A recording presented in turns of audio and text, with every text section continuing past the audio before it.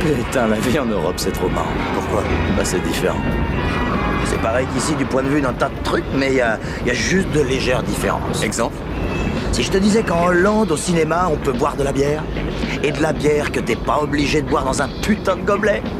Et à Paris, on peut en boire dans les McDonald's. Et devine comment ils appellent, tiens, un quarter pounder with cheese, à Paris. Pas un quarter pounder with cheese? Mon cul, ça a pas de sens, quarter pounder, avec leur système métrique. Mais alors quoi? Ils disent Royal Cheese. Ah ouais, Royal cheese. Eh ouais. Et un Big Mac? Un Big Mac, c'est un Big Mac, mais ils disent le Big Mac. Le Big Mac. Et comment ils disent le Whopper? J'en sais rien, je suis allé dans aucun Burger King. Tu sais ce qu'ils mettent sur les frites en Hollande au lieu du ketchup? Non, quoi. La mayonnaise. Les salauds. Tu vois le tableau des frites noyées dans la mayonnaise. Il y a 25 ans, un film fit polémique sur la croisette. La cause, Quentin Tarantino, à seulement 31 ans, remporta la Palme d'Or au nez à la barbe de grands auteurs européens avec son Pulp Fiction.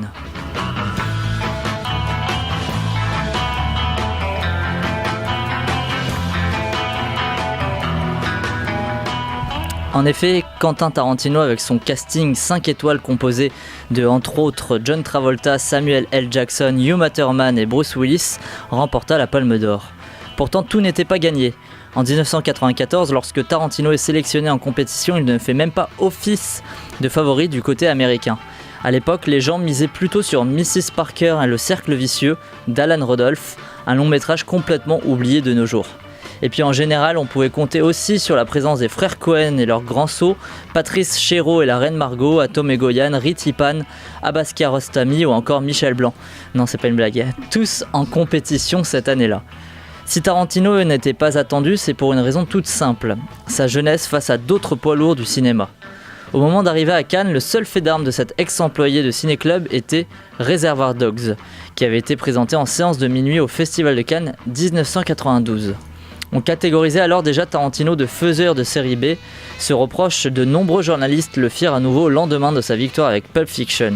Le Soir qualifia le film de divertissement cynique et plat, drôlatique sans doute, mais à la manière de ces séries B qui ne font pas le détail dans la violence gratuite et qui ne fait jamais que dissimuler sous une mince voile d'intellectualisme, d'emprunt, une vulgarité d'inspiration. Même son de cloche ou écho chez les échos. En attribuant la Palme d'Or à Pulp Fiction, le jury du festival a donc opté pour L'air du temps, le succès mode jeune, le film qui plaira au public adolescent. Avec toutes ces critiques, on comprend pourquoi le cinéaste disa de lui-même au moment de recevoir la palme « Je ne m'attends jamais à recevoir de récompense dans les festivals car je ne fais pas de cinéma pour rassembler les gens, mes films à moi divisent ». Tarantino fait bien de dire cela, il venait juste d'envoyer un doigt d'honneur devenu légendaire en toute simplicité envers une spectatrice qui gueulait haut et fort que son film était une daube. Là était bien le problème posé par une Palme d'Or récompensant pour la 4e fois en 6 ans le cinéma américain. Comment le cinéma d'auteur européen peut-il lutter face à ce cinéma postmoderne américain ? 3 facteurs majeurs ont permis l'avènement de Pulp Fiction à Cannes. Le premier fut le président du jury, en la personne de Clint Eastwood. Comme le rappela Catherine Deneuve, qui était la vice-présidente du jury lors de cette édition, Clint Eastwood était très protégé par son staff de la Warner, donc souvent coupé du reste du jury. On ne se voyait pas assez et nous avons sans doute délibéré trop vite. Que voulez-vous répondre à des anglo-saxons que Journal Intime ennuie profondément ? L'actrice française fait bien évidemment du coup au Journal Intime de Nanni Moretti, long métrage pour lequel Deneuve s'est battue dans le jury. Elle n'était pas la seule à voir un autre film remporter la Palme d'Or. Quentin Tarantino lui-même se disait que la partie était perdue. En effet, en grand cinéphile qu'il est, le cinéaste allait voir 2-3 films par jour. Il qualifia rapidement Le Rouge de Christophe Kieslowski comme la potentielle Palme d'Or. Pour la petite histoire, Tarantino, pour ne pas se gâcher son festival, demanda à Jean-Pierre Vincent, son Odile de Ré, si vous voulez tout savoir, c'est-à-dire l'attaché de presse, il demanda à Jean-Pierre Vincent de s'assurer auprès de Gilles Jacob que le film remporterait bien un prix, sinon il n'assisterait pas à la cérémonie. Le dimanche de la cérémonie de clôture, Jacob confirma que le film avait un prix et demanda la présence de tous les acteurs. Tarantino pensa alors à un prix d'interprétation générale. La remise de prix défilait et la Palme d'Or allait être remise. Ni Pulp Fiction ni Rouge n'avaient obtenu de gain. Tarantino, tellement persuadé par la victoire de Kieslowski, se laissa alors dire « on s'est fait baiser ». Sauf que voilà, quand Clint Eastwood prit la parole, ce fut pour annoncer la victoire de Tarantino. Et cette victoire, il la doit notamment à nos deux frères préférés, tous deux à la tête de la Miramax, les Weinstein. Les deux hommes sont derrière la deuxième et troisième raison qui amena Pulp Fiction au sacre. Bob et Harvey avaient repéré Tarantino lors de l'édition 1992 et avaient dans la foulée distribué Reservoir Dogs. Avec Pulp Fiction, ils produisent cette fois-ci le film de A à Z. Les deux frères vont alors opérer ensemble une stratégie de com massive qui pousseront le film vers la victoire. Déjà, ils obtinrent une date de projection porte-bonheur, à savoir le jeudi de la deuxième semaine. Sailor et Lula et la leçon de piano, soit les deux précédentes Palmes d'Or, avaient été tous deux présentés ce jour-là. Mais ce n'est pas tout. Les frères Weinstein ont aussi proposé de l'inédit à Cannes, proposé le film lors d'une seule séance presse par exemple. L'effet fut maximal, certains journalistes en venant même aux mains pour avoir une place dans la salle. Cette stratégie, c'est ce que les frères Weinstein appelèrent la stratégie du rideau de fer. Ça va vous faire doucement rire, mais Harvey Weinstein ne passait pas l'entièreté de ses journées à faire le prédateur sexuel. Lorsqu'il obtint une critique dithyrambique du New York Times, il alla glisser sous la porte de chaque membre du jury une photocopie de l'article pour les influencer.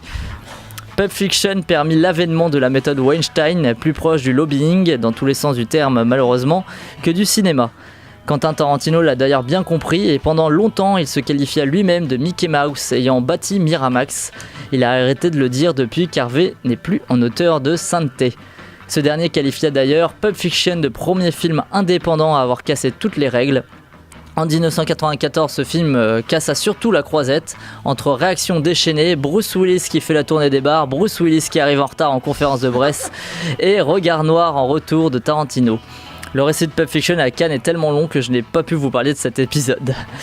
Toute cette histoire s'est déroulée il y a 25 ans, c'était le moment Pulp Fiction d'or de TCS et il est maintenant temps de revenir en 2019 pour The Cinema Show. Il y a un passage que j'ai appris par cœur qui convient à la situation. C'est dans Ézéchiel 25, verset 10. La marche des vertueux est semée d'obstacles qui sont les entreprises égoïstes que fait sans fin surgir l'œuvre du malin.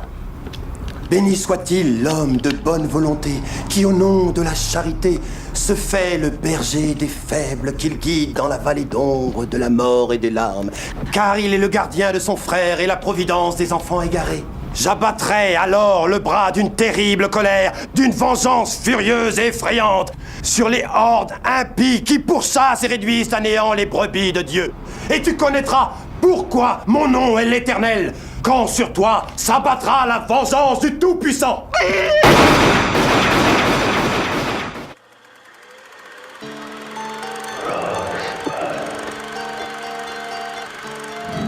I'm sorry, Dave. I'm afraid I can't do that. Je vais lui faire une offre qu'il ne pourra pas refuser. Can she be late for her cinema show? Antoine Doinel, Antoine Doinel, Antoine Doinel, Antoine Doinel, Antoine Doinel, Le monde se divise en deux catégories. Ceux qui ont un pistolet chargé et ceux qui creusent. Toi, tu creuses. Parlez-vous, cours de bime! Je suis un homme. Ah, personne n'est parfait. J'aime l'odeur du napalm au petit matin. Vous avez de la pâte? Vous avez du sucre? Alors avec la pâte, vous faites une crêpe puis vous mettez du sucre dessus? La mère suce des queues en enfer. And I am the best film director in the world.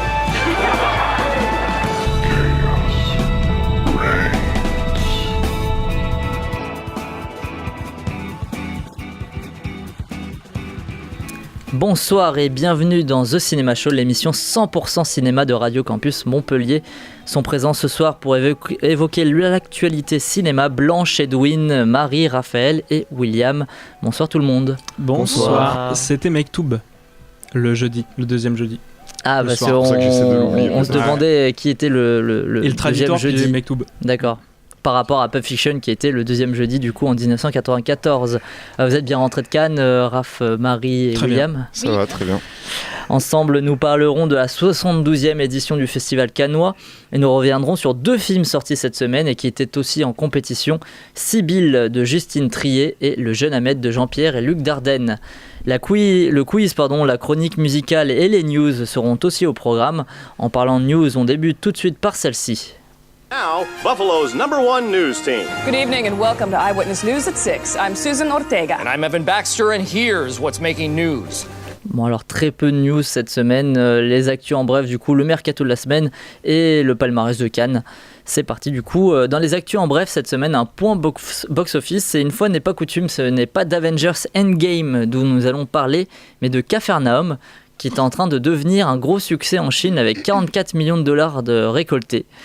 Deuxième news en bref, elle concerne Top Gun Maverick. John Hamm, qui vient de rejoindre le casting avec aussi Ed Harris, je crois, a confié que le film de Joseph Kosinski serait tourné en 6K avec une technologie complètement inédite. Des réactions ? Capharnaüm, ça me fait rire. Capharnaüm, le film de Nadine Labaki. Labaki. Oui, Okay, de Nadine Labaki qui fait un... Moi je l'ai pas vu, je sais que William t'avais un avis assez tranché dessus, donc... C'était juste un film très misérabiliste, du coup c'est pas forcément ce que j'ai envie de voir maintenant, mais... Et du coup, il est sorti dans une version bien sûr tronquée de 10 minutes parce que c'était pas assez rythmé sinon, et parce qu'il y avait la scène d'allaitement qui a été retirée, puisqu'en Chine, la censure passe très vite. Voilà. Côté mercato cette semaine, on a appris que Clint Eastwood allait réaliser un nouveau film adapté de faits réels. Cette fois-ci, il s'attaquera aux attentats perpétrés au JO d'Atlanta en 1996. Pour ce faire, il adaptera le livre The Ballad of Richard Jewell. Lors de ces JO, Richard Jewell, un agent de sécurité, avait découvert une bombe dans un sac. Présenté d'abord en héros, il fut ensuite suspecté d'être le poseur de bombes lui-même. Voilà une histoire qui colle parfaitement au cinéma de Clint Eastwood. Alors c'est un projet qui est là depuis très longtemps. Il devait être avec Jonah Hill et Leonardo DiCaprio à la base. Et maintenant c'est la Warner qui l'a récupéré. Du coup c'est lui qui va jouer son propre rôle maintenant, non ? Pardon, qui ça ? Il est mort. Ah merde. Dommage. Il est mort en 2007. Dommage. Désolé. En retard. Gênant. Voilà. Retour en France avec Quentin Dupieux qui prépare déjà son nouveau film intitulé Mandibule. Le film racontera l'histoire de deux potes simplés découvrant une mouche géante dans le coffre d'une voiture. Adèle Exarchopoulos, Anaïs Desmoustiers, Denis Ménochet, David Marsay et Grégoire Ludic sont déjà annoncés au casting. William, casting parfait là, il manque Fabrice Lucchini et Edouard Baird et Philippe Catherine. C'est parfait. Et Philippe Catherine, attends, il y a Adèle Exarchopoulos, c'est pas le macho. La famille, hein. Vraiment la famille. Comment il s'appelle ? Il y a une concurrence maintenant avec Dupieux, c'est le réalisateur de Yves. Tu sais, qui était. Benoît Forgeard. Ouais, voilà, qui fait des films. Parce que Yves, du coup, c'est avec Lake Bill et Catherine, ouais. Et Philippe Catherine. Et du coup, je crois qu'ils sont fans d'un frigo, je sais pas. Ouais, c'est ça, c'est un film ultra absurde aussi. Ouais. Enfin bon, voilà. Petite concurrence. Non, mais j'ai hâte aussi. Enfin, dernière tendance mercato, il se murmure que Deadpool serait peut-être dans Spider-Man 3. Cette info n'a pas été confirmée par Marvel, mais dans le même genre d'info, le Venom de Tom Hardy, y a Sony qui voudrait vraiment le voir apparaître aussi dans Spider-Man 3. Sony veut absolument rentabiliser son Venom maintenant qui fonctionne bien. Edwin, toi qui es fan de films de super-héros, qu'est-ce que tu en penses ?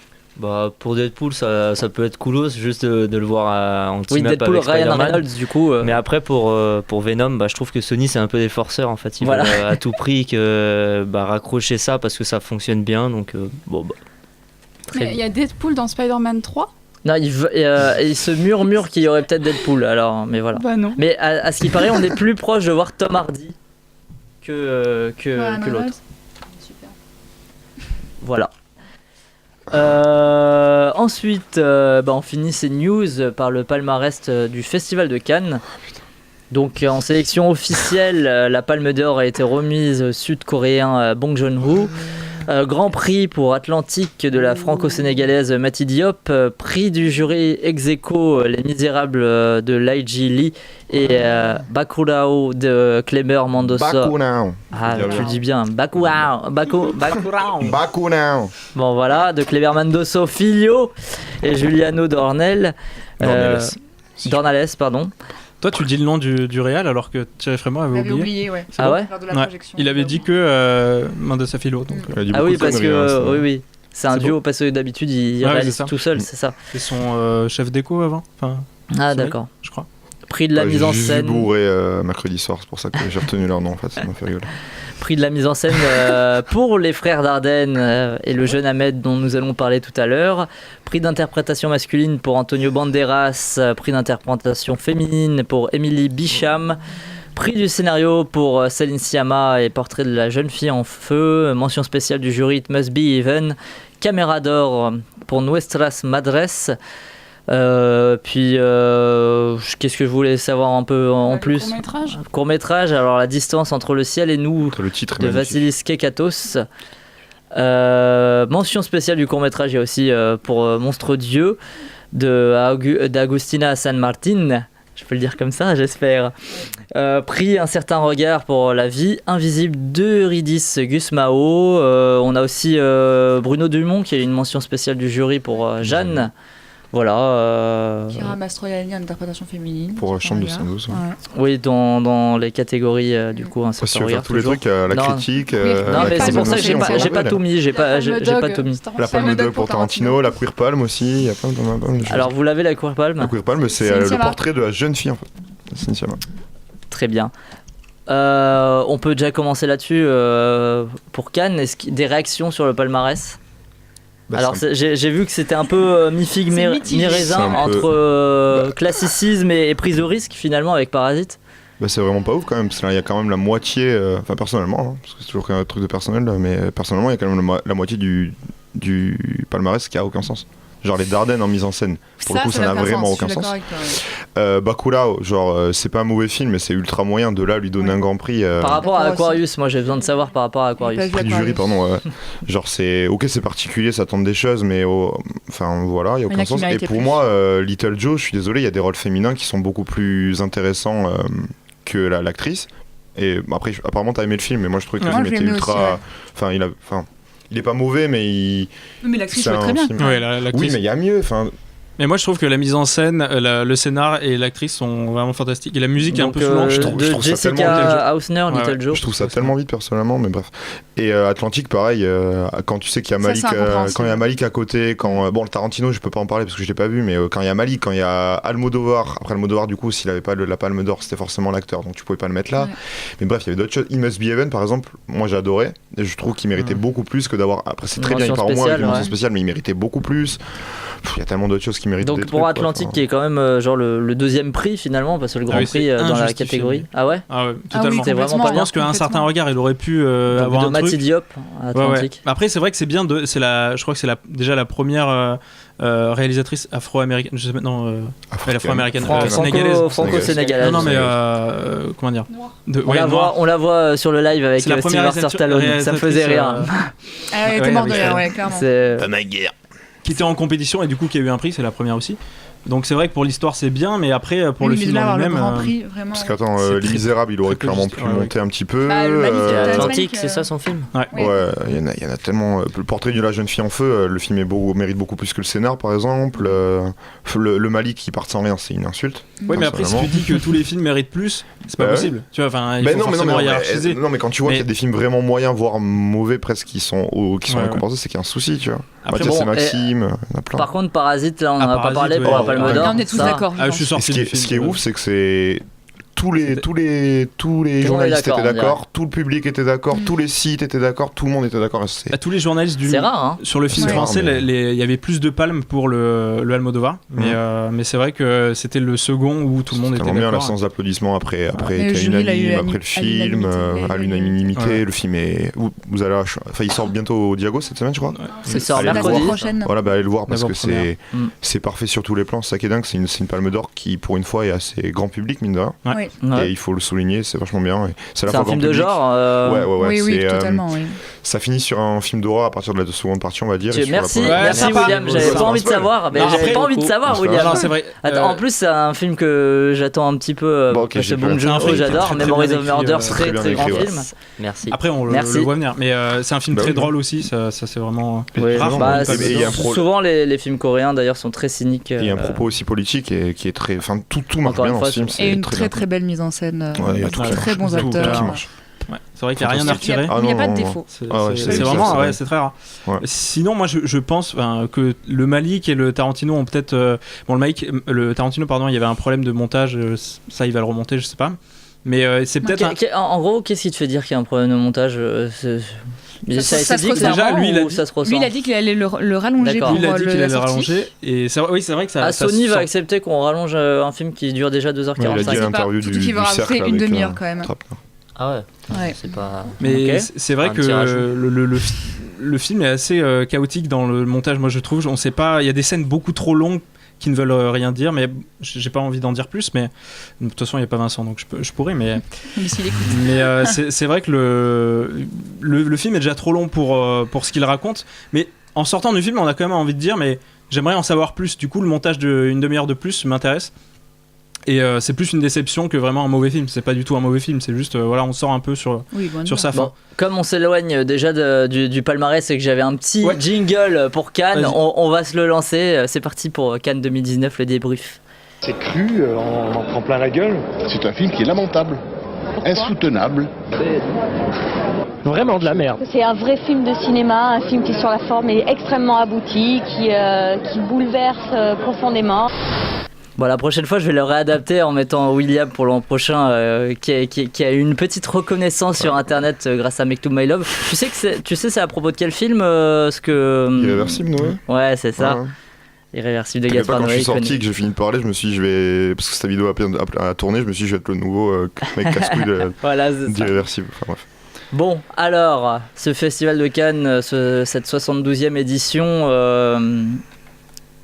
En général, qu'est-ce qu'on en pense ? Il y avait beaucoup d'attentes, il y avait des grands cinéastes qui étaient présents, des grands noms. Est-ce qu'on est déçus ? Je pense qu'ils ont tous confirmé. Après, je sais pas pour vous, mais moi je trouve que les grands noms, même Malik, j'aime pas trop en général. Là, c'est le seul film que j'ai vraiment adoré de lui.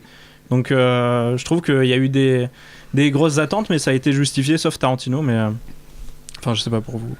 Vous en avez pensé ? Ouais. Je suis plus mitigée. Moi, le Ken Loach, j'ai pas apprécié. Okay. Malik, j'en avais jamais vu, j'ai beaucoup apprécié, donc voilà. Xavier Dolan, très très bien. Qu'est-ce qu'il y avait comme gros nom, sinon ? Tarantino, les Dardennes. c'est un grand nom. Les Dardennes, clairement, on peut vraiment pas confirmer leur statut de grand nom. Même Kleber Mendoza, au niveau brésilien, c'est quand même. Voilà. C'est pas un film, c'est 2 épisodes de série, mine de rien, avec Vinnie Griffin quand même. Il y avait Noé pour un. Nicolas Bedos. Tu rigoles, mais le Monsieur et Madame Emma, c'était vachement bien. Mais La Belle Époque, c'était vachement bien du coup. Ah ouais ? Parce qu'il a été descendu, je l'ai vu, La Belle Époque. Moi, je trouve ça fantastique. Après, j'avais beaucoup aimé le premier, j'adore son cinéma, son écriture, mais. D'accord. Bref. Non, mais moi, je trouve que c'était. Enfin, ce goût, ça fait 4 ans que j'y vais, honnêtement. C'est la plus belle sélection sur le papier. Ouais, ça s'est reflété après. Ah oui, il y a eu très peu de mauvais films. C'est-à-dire que les mauvais films sont plutôt arrivés à la fin, mais il y en a eu très peu, quoi. Sur les 21 en compète et les 25-26 en rajoutant les hors compète, il y en a très peu de mauvais, quoi.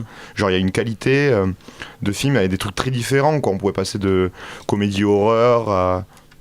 Ça on a bien compris du coup. Merci. It Must Be Heaven, film totalement canois et politique et totalement. Enfin, il y avait des trucs très différents. Il Traditore de Bellocchio, film un peu de gangster et de mafia, des choses totalement différentes.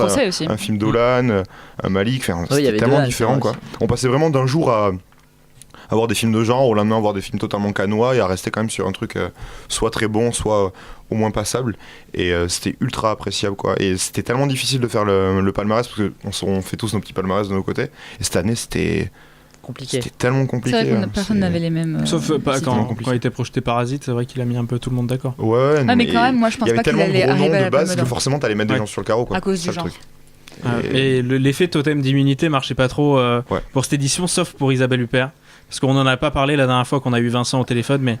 Pourtant, vous avez eu le temps la dernière fois. Non, mais en fait, on l'a oublié. On a raccroché, on s'est dit. Mais franchement, c'est totalement oubliable. Et enfin bon, je sais que t'avais aimé Brooklyn Village de Ira Sachs. Non, qu'est-ce que moi, tu racontes ? Moi, j'avais bien aimé. Quoi ? Qu'est-ce que tu racontes ? Si, on avait fait une émission où t'avais aimé Brooklyn Village, c'était il y a 2 ans. Non. De Ira Sachs. Non, mais je l'avais pas vu, j'étais le seul à pas l'avoir vu. C'était la première émission que j'ai fait, je me rappelle. Il y avait Marie Lemoine, il y avait Antoine Personnaz et Titouan, mais voilà. C'est pas le film où moi j'avais non, je ne l'ai pas vu ce film. Et bon, c'était très mauvais. T'as une bonne mémoire, Raph. Exagération totale. Tu sais que c'était il y a 2 ans déjà. Quoi ? Je trouve que vous exagérez avec. C'est pas ouf, mais ça n'a pas de prétention. Genre, ça veut juste. Mais Isabelle Huppert, ça fait des années qu'elle joue mal. Faut qu'elle arrête de jouer, quand même. T'exagères. T'as vu Blanche comme neige ? Bah évidemment que j'ai vu, évidemment que j'ai pas aimé. Là, c'est joué mal, tu vois. Dans Frankie, Frankie, elle joue elle en fait. Puis c'est lent, le scénario est lent, on n'a pas de Oh, sens. mais c'est un petit Woody Allen du bled, comme dirait. Mais j'ai pas Woody Allen non plus. Les potes, tu vois, c'est sympa, ça se regarde, c'est pas mauvais quoi. C'est vraiment d'autres films quoi. Franchement. Sans parler du cliché. Est-ce que vous avez fini tout à l'heure sur Once Upon a Time in Hollywood où on spoil encore un petit peu Vincent puisqu'il écoutait finalement donc il nous a entendu. Merde. Non, on arrête d'en parler dans ce cas. Non, on n'a rien de plus à dire. De toute façon, toi tu iras revoir le film quand j'irai voir le film et j'espère qu'il sortira en version d'une demi-heure de plus, même si ça faisait 3h15. Ouais. Enfin autour de ça. Parce que c'est vrai qu'il manque un truc. Il manque un truc à ce film pour faire. En fait, le problème d'appeler son film comme ça, c'est que tu t'attends à une histoire, une grande histoire. Ça met énormément d'ambition parce que bon, les autres films qui s'appellent comme ça, c'est du Sergio Leone sur plusieurs années. Bon, qui fait aussi 4h30 et 5h, je sais plus combien, mais là pour le coup, le film raconte tellement moins qu'on sort déçu. Mais rien qu'avec le titre, en fait. Si le titre avait été un peu moins vendeur, je pense que ça m'aurait moins dégoûté. D'accord. Vous avez vu des films hors compétition ou quinzaine Alors je confonds l'heure compétition et. Quelqu'un a vu Le Dain par exemple? Non. Dupieux, non, personne. Trop compliqué à voir. Trop compliqué. La quinzaine, c'était extrêmement compliqué de rentrer. Il y avait beaucoup de monde sur les courts films. Bon, eux, ils avaient un badge un peu plus stylé. Ah, mais même avec notre badge, on n'est pas rentré. Donc je te laisse imaginer un badge qui n'est pas trop stylé. C'est la presse haute qui arrive à rentrer dans ces films-là. Il y a des niveaux de badge. On a essayé le film qui a fait beaucoup parler aussi, Robert Egger avec Lighthouse. Oh putain, ça a l'air tellement bien. On a fait 2 heures de queue pour ne pas du tout avancer. Pour ça que j'ai pas voulu. Aucun journaliste n'est rentré. Parce qu'il y avait que des invitations. Et donc voilà. Mais apparemment, le film est excellent pour ceux qui ont pu le voir. Oui, il paraît qu'il est magnifique. Voilà. Après, la quinzaine, on n'a rien vu, hein. Voilà, clairement, on peut se dire comme ça. À part la masterclass de John Carpenter. Voilà. Ouais, c'était comment ça? Très intéressant, cool. Très intéressant. Ok. Je me garde Make to My Love pour après. Mais sinon, oui, on a vu des trucs en compète. Il y avait quoi en compète? Il y avait Rocketman. Le film de Nakash et Toledano. On n'a pas resté jusqu'à la fin. Non, mais t'avais le Louche, Les plus belles années d'une vie. T'avais du coup le Gaspard Noé. T'avais le Winning Refn. Tu l'as vu, Gaspard Noé, c'est ça? Alors première première rupture avec c'est pour ça qu'il voulait pas nous le dire. Il voulait pas là et là je fais le fanfaron mais j'avoue que j'étais très violent avec mes mots après le film. Tu as été interviewé aussi à Los Angeles? Non. Donc ce qu'on a vu sur internet c'était après ce film là, c'était pas après Make to My Love en fait. Non mais là encore j'ai réfléchi au film, du coup je suis beaucoup plus apaisé, mais quand je suis sorti j'étais très violent avec le film. Bref. Voilà. Après, j'espère que vous allez le voir parce que du coup, ça va sortir. C'est particulier, ouais. C'est 50 minutes, je sais pas comment ça va sortir. C'est un projet en gros pour Saint-Laurent, en gros, un des mecs de Saint-Laurent qui m'a demandé de faire ce projet-là. Donc je sais pas si ça sortira un jour au cinéma.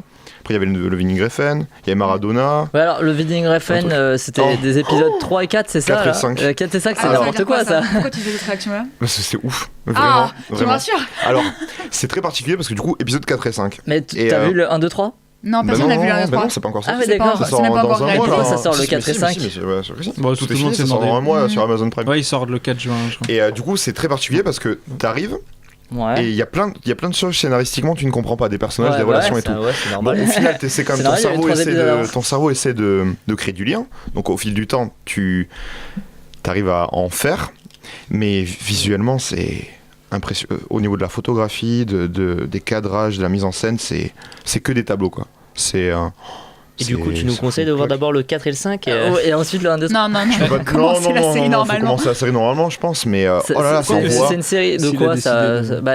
C'est en gros, c'est du Winning Refn. Donc c'est Miles Taylor qui remplace. C'est Miles Taylor qui remplace Ryan Gosling, donc il parle pas, il lâche 3 phrases. Et il tue des gens. Et il est flic, et il y a de la violence, et il y a des courses de voitures. Il y a notamment dans l'épisode 5, il y a une putain de course-poursuite qui est incroyable. Dingue. Mais l'épisode 5 est vraiment au-dessus de. Ah ouais, non mais la musique, c'est du grand Winning Refn. Mais le plus marquant, c'est quand même la photographie. C'est vraiment magnifique. Par contre, c'est une série, ça veut dire que c'est vraiment un film. Donc ça a pas du tout le rythme d'une série. Ça n'essaie pas de te mettre dans l'histoire, ça n'essaie pas de te dire j'ai envie que tu regardes l'épisode prochain. C'est vraiment un film, donc c'est un rythme quand même assez lent. Ça peut être compliqué à regarder en tant que série, mais l'objet filmique est balèze. Franchement, c'est balèze. En fin de projection, il a dit qu'il voulait faire un film de 13 heures. Ouais, et ça sent. Et c'est balèze. Après, il y a Maradona, c'était vachement bien. Le mec qui avait fait Amy et Senna aussi, c'était vachement bien. La Belle Époque de Nicolas Bedos, moi j'ai beaucoup apprécié. Qu'est-ce qu'il y avait d'autre en hors compète? Bah pendant que tu cherches, j'ai une breaking news. Florent nous annonce qu'après tes déclarations, Gaspard Noé arrête le cinéma. C'est officiel. Voilà, il y avait les hirondelles de Kaboul aussi. Un certain regard qui était vraiment pas mal, adaptation d'une BD. Ouais. Film d'animation, c'était très très bien. Très bien. De Zabou Breakman. Zabou Breakman et oui, c'est une ça. jeune femme.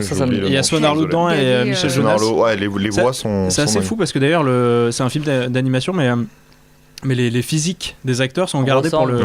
Ressemblent au personnage, ouais, tout à fait. C'est vraiment ça me fait penser. Il y a un film qui était un peu comme ça aussi. Et c'est-à-dire que par exemple, quand on entend une voix, on se dit mais quel acteur c'est ? En fait, on essaye de le reconnaître physiquement et on sait qui c'est en fait. Donc c'est assez bien. On parle des Misérables, du coup, ça avait fait un petit électrochoc au début de la quinzaine. Au tout début du festival. C'est pour ça que on avait un peu peur. Tu en ressortais d'ailleurs, je me rappelle quand t'avais eu la première fois. Il m'avait perdu. Ouais, c'est vrai j'étais un peu sur le cul, donc j'avais pas énormément de recul. Là, avec du recul, j'ai quand même du mal à avoir du recul. Enfin, c'est vraiment un film coup de poing façon La Haine. Et du coup, on sait pas. On a vraiment envie de le revoir pour revivre ça, mais c'est un film qui est assez éprouvant à regarder. Ouais, moi, j'ai chialé, littéralement. Je pleure pas souvent, mais alors là, j'ai pleuré vraiment pendant. La dernière fois, c'était Ghost Story. Il y a moyen. Non, là, j'ai pleuré pendant les 15 dernières minutes et pendant les sens parce qu'il y a eu un gros applaudissement pendant 15. C'était le premier jour et vraiment, ça a fait un coup de poing et le film est tellement juste, en fait, c'est le bon mot parce que ça parle d'un prisme politique assez large, ça va aller des flics de banlieue jusqu'aux jeunes de banlieue en fait, et c'est tout le temps juste, il n'y a pas de pointage du doigt en mode la faute est c'est eux les méchants, c'est eux les gentils, il n'y a pas du tout, tout est juste en fait, et c'est fantastique honnêtement, tout marche bien, les acteurs marchent bien. Il sort quand celui-là ? Je crois pas qu'il y ait de date de sortie.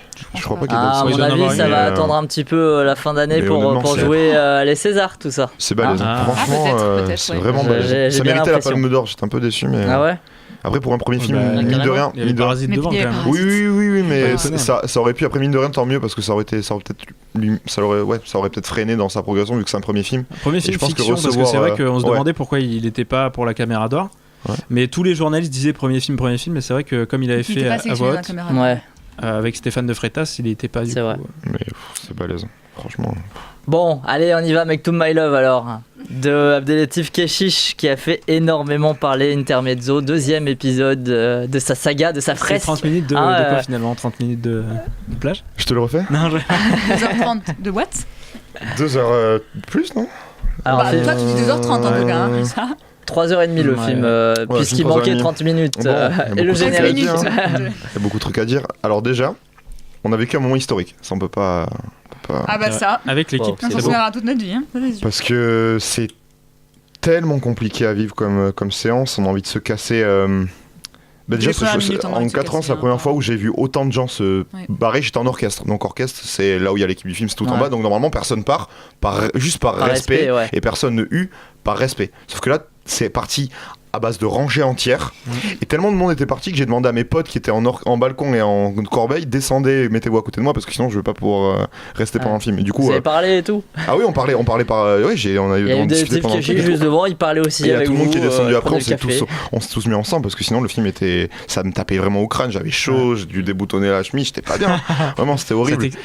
Et ça t'excitait? Ah, pas du tout. J'avais envie de danser sur du remix de là-bas. Préféré être en groupe. Un remix qui fait très 2019 et pas du tout 94. Les fringues totalement actuelles, les musiques des remixes totalement actuelles, le dialogue, la manière de parler est totalement actuelle. Déjà dans le premier ça ne fonctionnait pas. Ah oui, t'as l'impression qu'ils vont sortir leur portable pour prendre des selfies quoi. Mais grave. Mais le premier que j'avais plutôt apprécié, voire bien apprécié, parce qu'il y avait des choses narratives à sortir, il y avait des choses à en tirer. Là en fait, c'est clairement Abdelatif Kechiche qui veut faire du porno et du coup il fait du porno en fait. Ouais, c'est ça. En gros, c'est littéralement ça. C'est-à-dire que la première scène de plage qui dure donc 30 minutes, elle est déjà longue, mais à la rigueur, t'es sur la plage, tu prends le soleil. Ça va, tu la conçois, même si en fait les dialogues pendant 30 minutes. Déjà. Et les dialogues pendant 30 minutes, c'est littéralement, il y a une nouvelle fille qui arrive blonde aux yeux bleus, c'est littéralement oh, tu es belle, tu as les yeux bleus comme la mer. oh que tu es belle, tu as les yeux bleus comme la mer. C'est que ça pendant 30 minutes, c'est que de la drague lourdasse. On parle de fromage, mais comme jamais. Genre tu lis quoi? Je lis les mythes de réinvention des mythes philosophiques. Ah ouais, lui c'est grave un mytho. Un mythe ça vient de mytho d'ailleurs. Ah, MDR. Ah d'ailleurs t'as les yeux bleus comme la mer. Que ça pendant une demi-heure et après Vladadam. 2h30 de bois de nuit. Est-ce que vous essayez de trouver Jonathan qui faisait de la figuration? Oui. Vous l'avez vu? Non. Pourtant sur 2h30. Mais c'était surtout des gros plans en fait sur ces 2h30. 2h30 de bois de nuit, c'est pas une blague. 2h30 de bois de nuit, entrecoupé quand même d'une petite scène de cunilingus de 13 minutes. C'est chronométré. Non simulé, hein. Et donc oui, ça bah vas-y, tu peux en parler. Il y a un article qui est effectivement. sorti en plus hier sur le fait comment s'est tourné cette scène-là. Et ça a duré des heures et des heures. Il a donné voilà l'alcool. Et puis au bout d'un moment, oh oui, bon, ok. Alors qu'il voulait pas à la base. Surtout, oui, c'est pas minimaliste. Il y a des grosses fessées pendant tout le truc. Mais on voit. Elle a le sexe rasé. On voit littéralement son sexe, son clitoris et tout. On voit les choses, tu vois. Déjà, en plus, ça marche pas. Bon, je vais dire un truc tout con, mais à cette époque-là, je dis pas de conneries, en 90 quand même, c'était pas la mode d'avoir le sexe épilé, c'était plutôt. Alors là, je pense, déjà de base, donc rien que ça marche pas, bref. Et non, mais on voit tout, quoi. C'est du porno, c'est filmé comme un porno. Et quand on dit quand Grave dit qu'il y a des claques. Il y a des claques, c'est-à-dire il n'y a pas une claque, il y a 15 claques. Vraiment, je prends l'accent, il y a 15 claques. Et moi, je me suis dit, en fait, elle s'est pas assise parce qu'elle avait mal, parce que vraiment, le mec, l'acteur, il y va comme un bourrin. Il faut savoir que le couple, du coup, est un couple dans la vraie vie aussi. Ça, je me suis posé la question. Et en plus, si ça faisait le cunilingus dans toutes ses positions, c'est-à-dire la position normale, la position levrette, la position sur le lavabo, filmé en contre-plongée. Ah bah oui, on voit mieux son cul comme ça, c'est sûr. Et après, il y a des gens qui vont te dire, c'est incroyable. Non, mais comprenez, si filme ce postérieur gros en contre-plongée, c'est parce qu'en fait, il veut faire du cubisme pour rappeler Picasso. Parce que regardez la ville de Paris, vous levez les yeux, qu'est-ce qu'on voit? Mais on voit des fesses, les statues, au Louvre, on voit des statues, des fesses, en fait c'est le monde en fait un peu. La pauvre Ophélie. Je vais ressortir la citation, dit, wow. Au pire on se fait chier dessus et on dit c'est du génie, c'est facile. Bah oui, excusez-moi, c'est ça, je suis désolé, c'est ça. Et pour raconter l'anecdote, en gros, ils font la montée des marches. Déjà, la montée des marches inédit, c'est-à-dire que le réalisateur il s'en branle. Il y a Ophélie Beau et Roméo qui font la montée des marches. Et en fait, tout le monde dit qu'ils sont partis de la salle. C'est faux. Ils ne sont pas rentrés dans la salle. Ils ont fait la montée des marches. Ils ne sont pas rentrés dans la salle en fait. Juste. Et c'est la pizzeria juste à côté. Je sais pas ce qu'ils faisaient. Parce que du coup, Sarah Cheyenne, du coup, elle les connaît parce qu'elle a fait les cours Florent ensemble. D'ailleurs, elle te fait des petits commentaires. Tu vois, William, tu es maintenant le nouveau dialoguiste pour Keshish avec tes répliques sur la mer. Faut pas avoir beaucoup de talent. Par contre, tu as mal compté. Il y a 83 claques selon Sarah Cheyenne. Et puis Florent te dit qu'après tes déclarations, Abdelatif Keshish annonce 5 autres films avec tout. Voilà. Donc la boucle est bouclée. Du coup ils sont même pas rentrés dans la salle tellement ça a été gênant. Et en voyant l'article, on comprend bien que s'ils ont fait ça à cause de l'alcool, enfin bref, c'est encore plus gênant. Ils étaient même pas là pour le. Plus sérieux, effectivement. Ah oui, mais ils étaient même pas là pour du coup la conférence de presse le lendemain. C'est quand même les acteurs principaux du film et. Sans parler du sexisme, mais c'est même pas ça. C'est quand Avziarzi, on la filme comme une pochetronne, elle est bourrée ouvertement parce que du coup tous les acteurs sont bourrés. Et pendant 10 minutes, il y a une discussion entre deux filles sur quel type de cul tu kiffes. Et pendant 10 minutes en mode moi tu sais j'aime bien les mecs avec un gros cul. Et là tu lui dis mais si t'aimes les mecs avec un gros cul, ça veut dire que t'aimes un peu les filles parce que les filles ça a plus de cul que les mecs. Peut-être bien, mais je pense que je suis 50%, j'aime un peu les filles, mais vu que j'ai envie de construire un foyer, je vais mettre avec un mec parce que évidemment on peut pas construire un foyer avec une femme. Voilà, merci Keshish.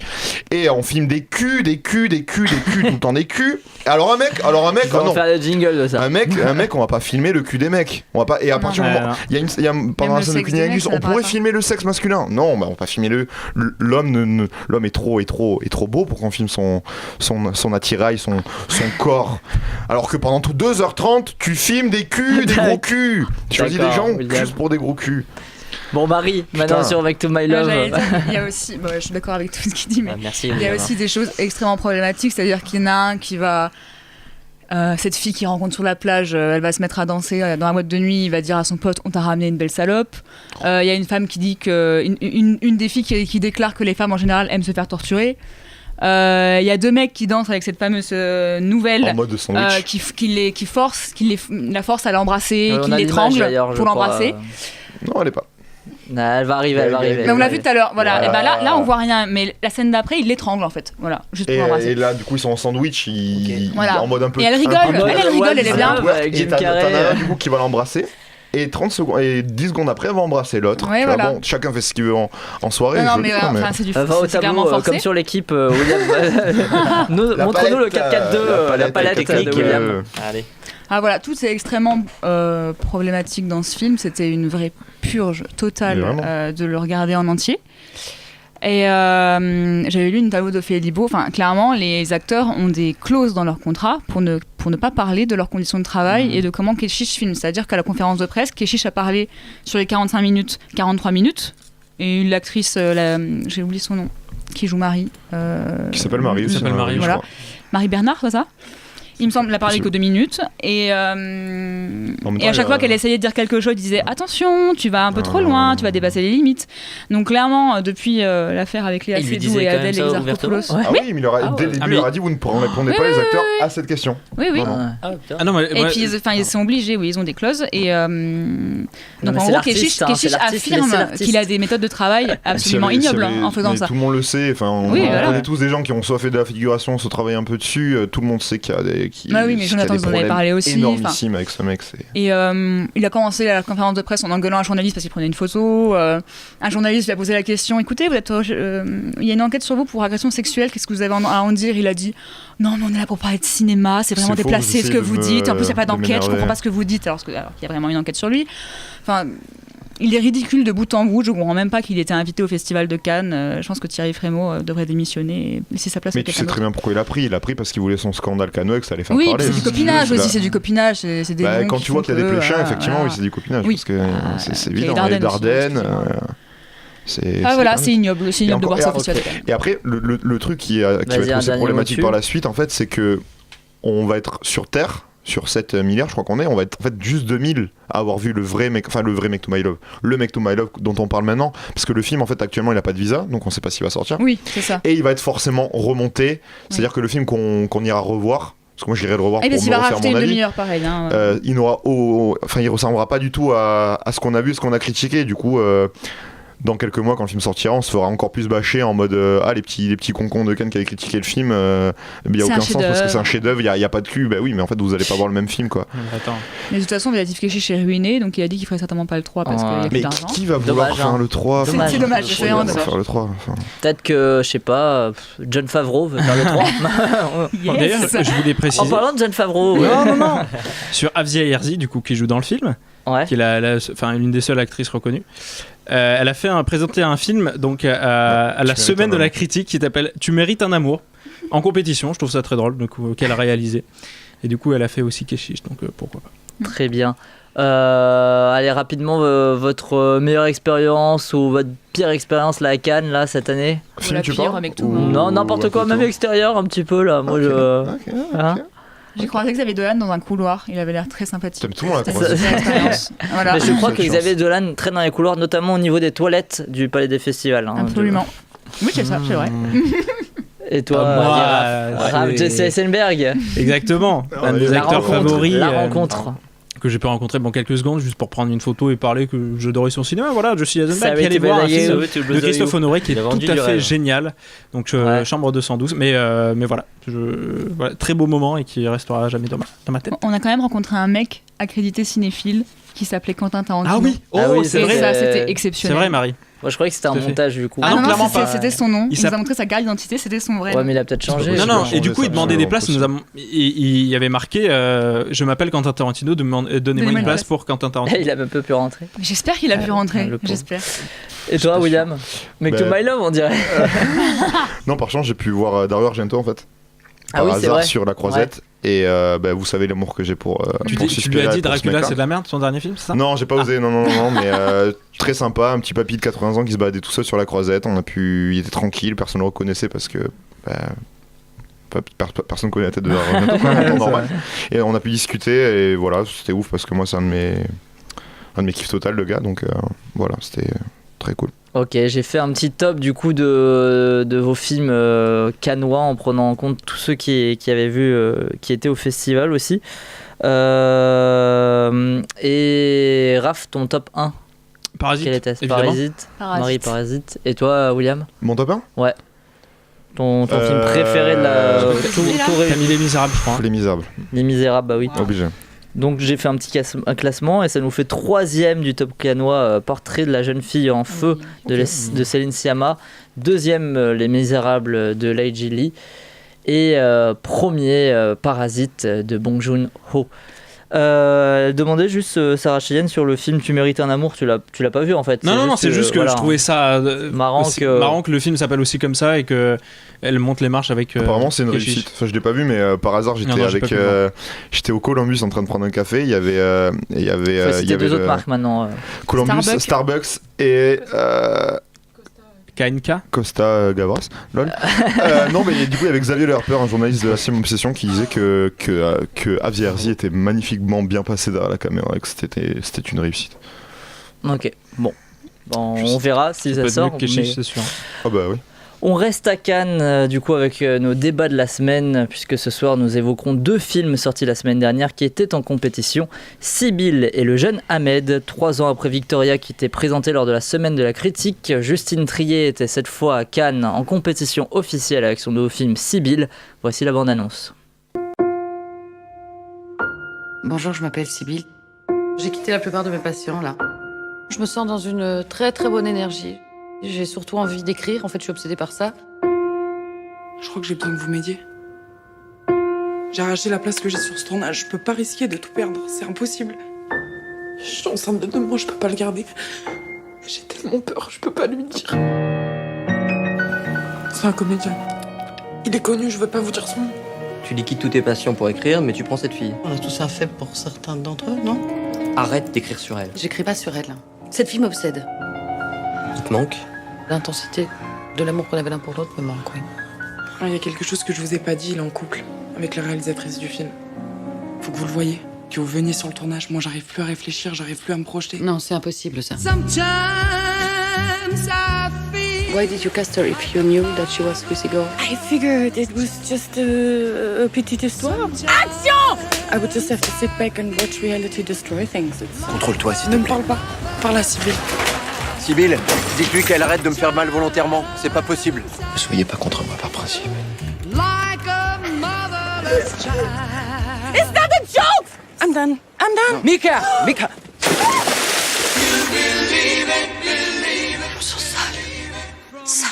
Tu vois, il y a des gens, toute leur vie, ils sont très malheureux. Alors du coup, ils sont obligés de prendre plein de trucs pour oublier qu'ils sont en vie.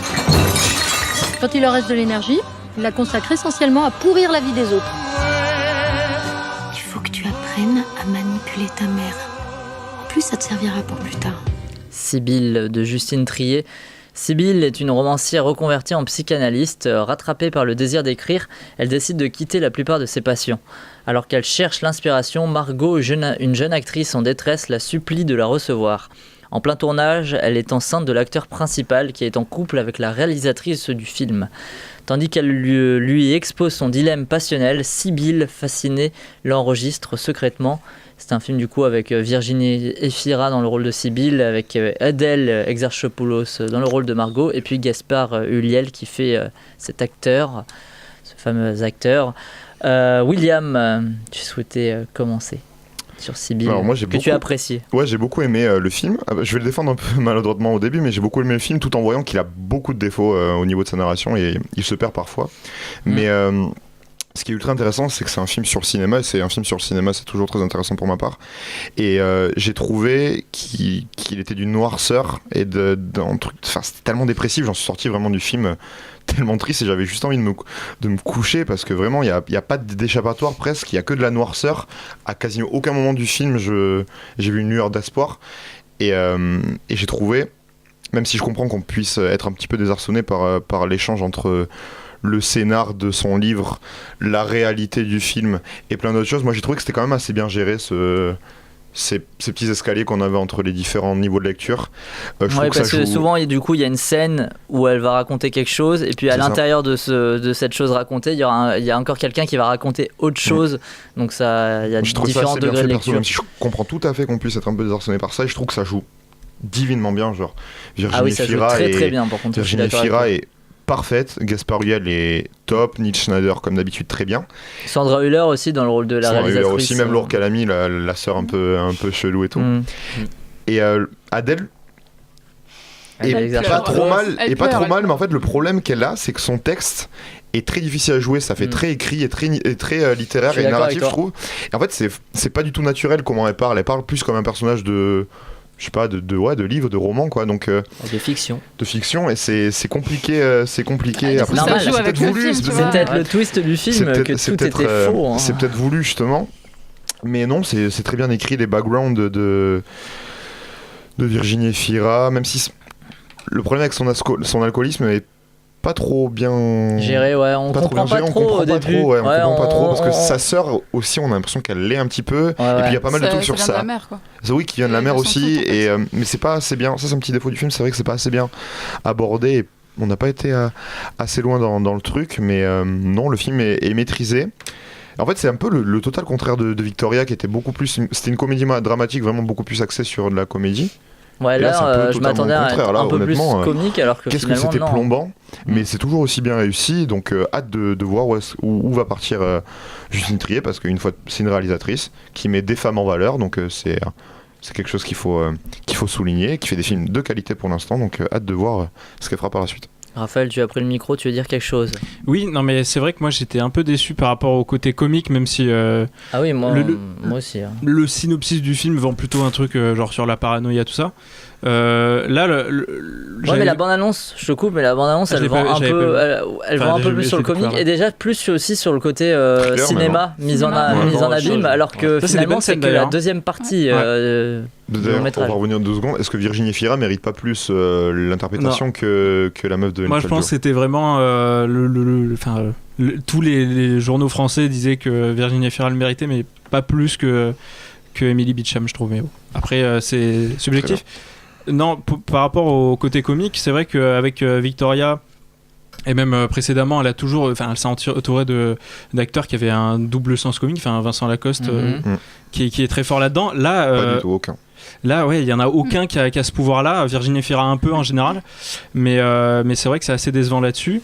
Après, moi, j'ai regardé un peu le sens du mot sibyllin après pour voir s'il y avait un jeu là-dessus, sur le sens caché de ça. Je trouve que le scénario est assez chaotique. Vraiment, je comprends rien aux motivations des personnages.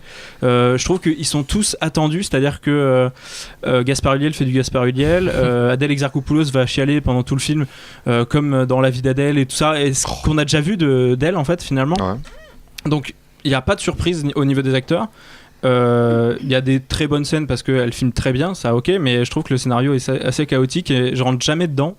À aucun moment j'ai eu peur pour aucun personnage, et enfin bref, je sais pas, en fait j'ai eu l'impression, c'est un peu le même problème que j'avais avec Roubaix, c'est que j'ai l'impression que Adèle Exarchopoulos c'est un troisième rôle, c'est-à-dire que j'ai l'impression qu'elle peut partir d'un moment à l'autre.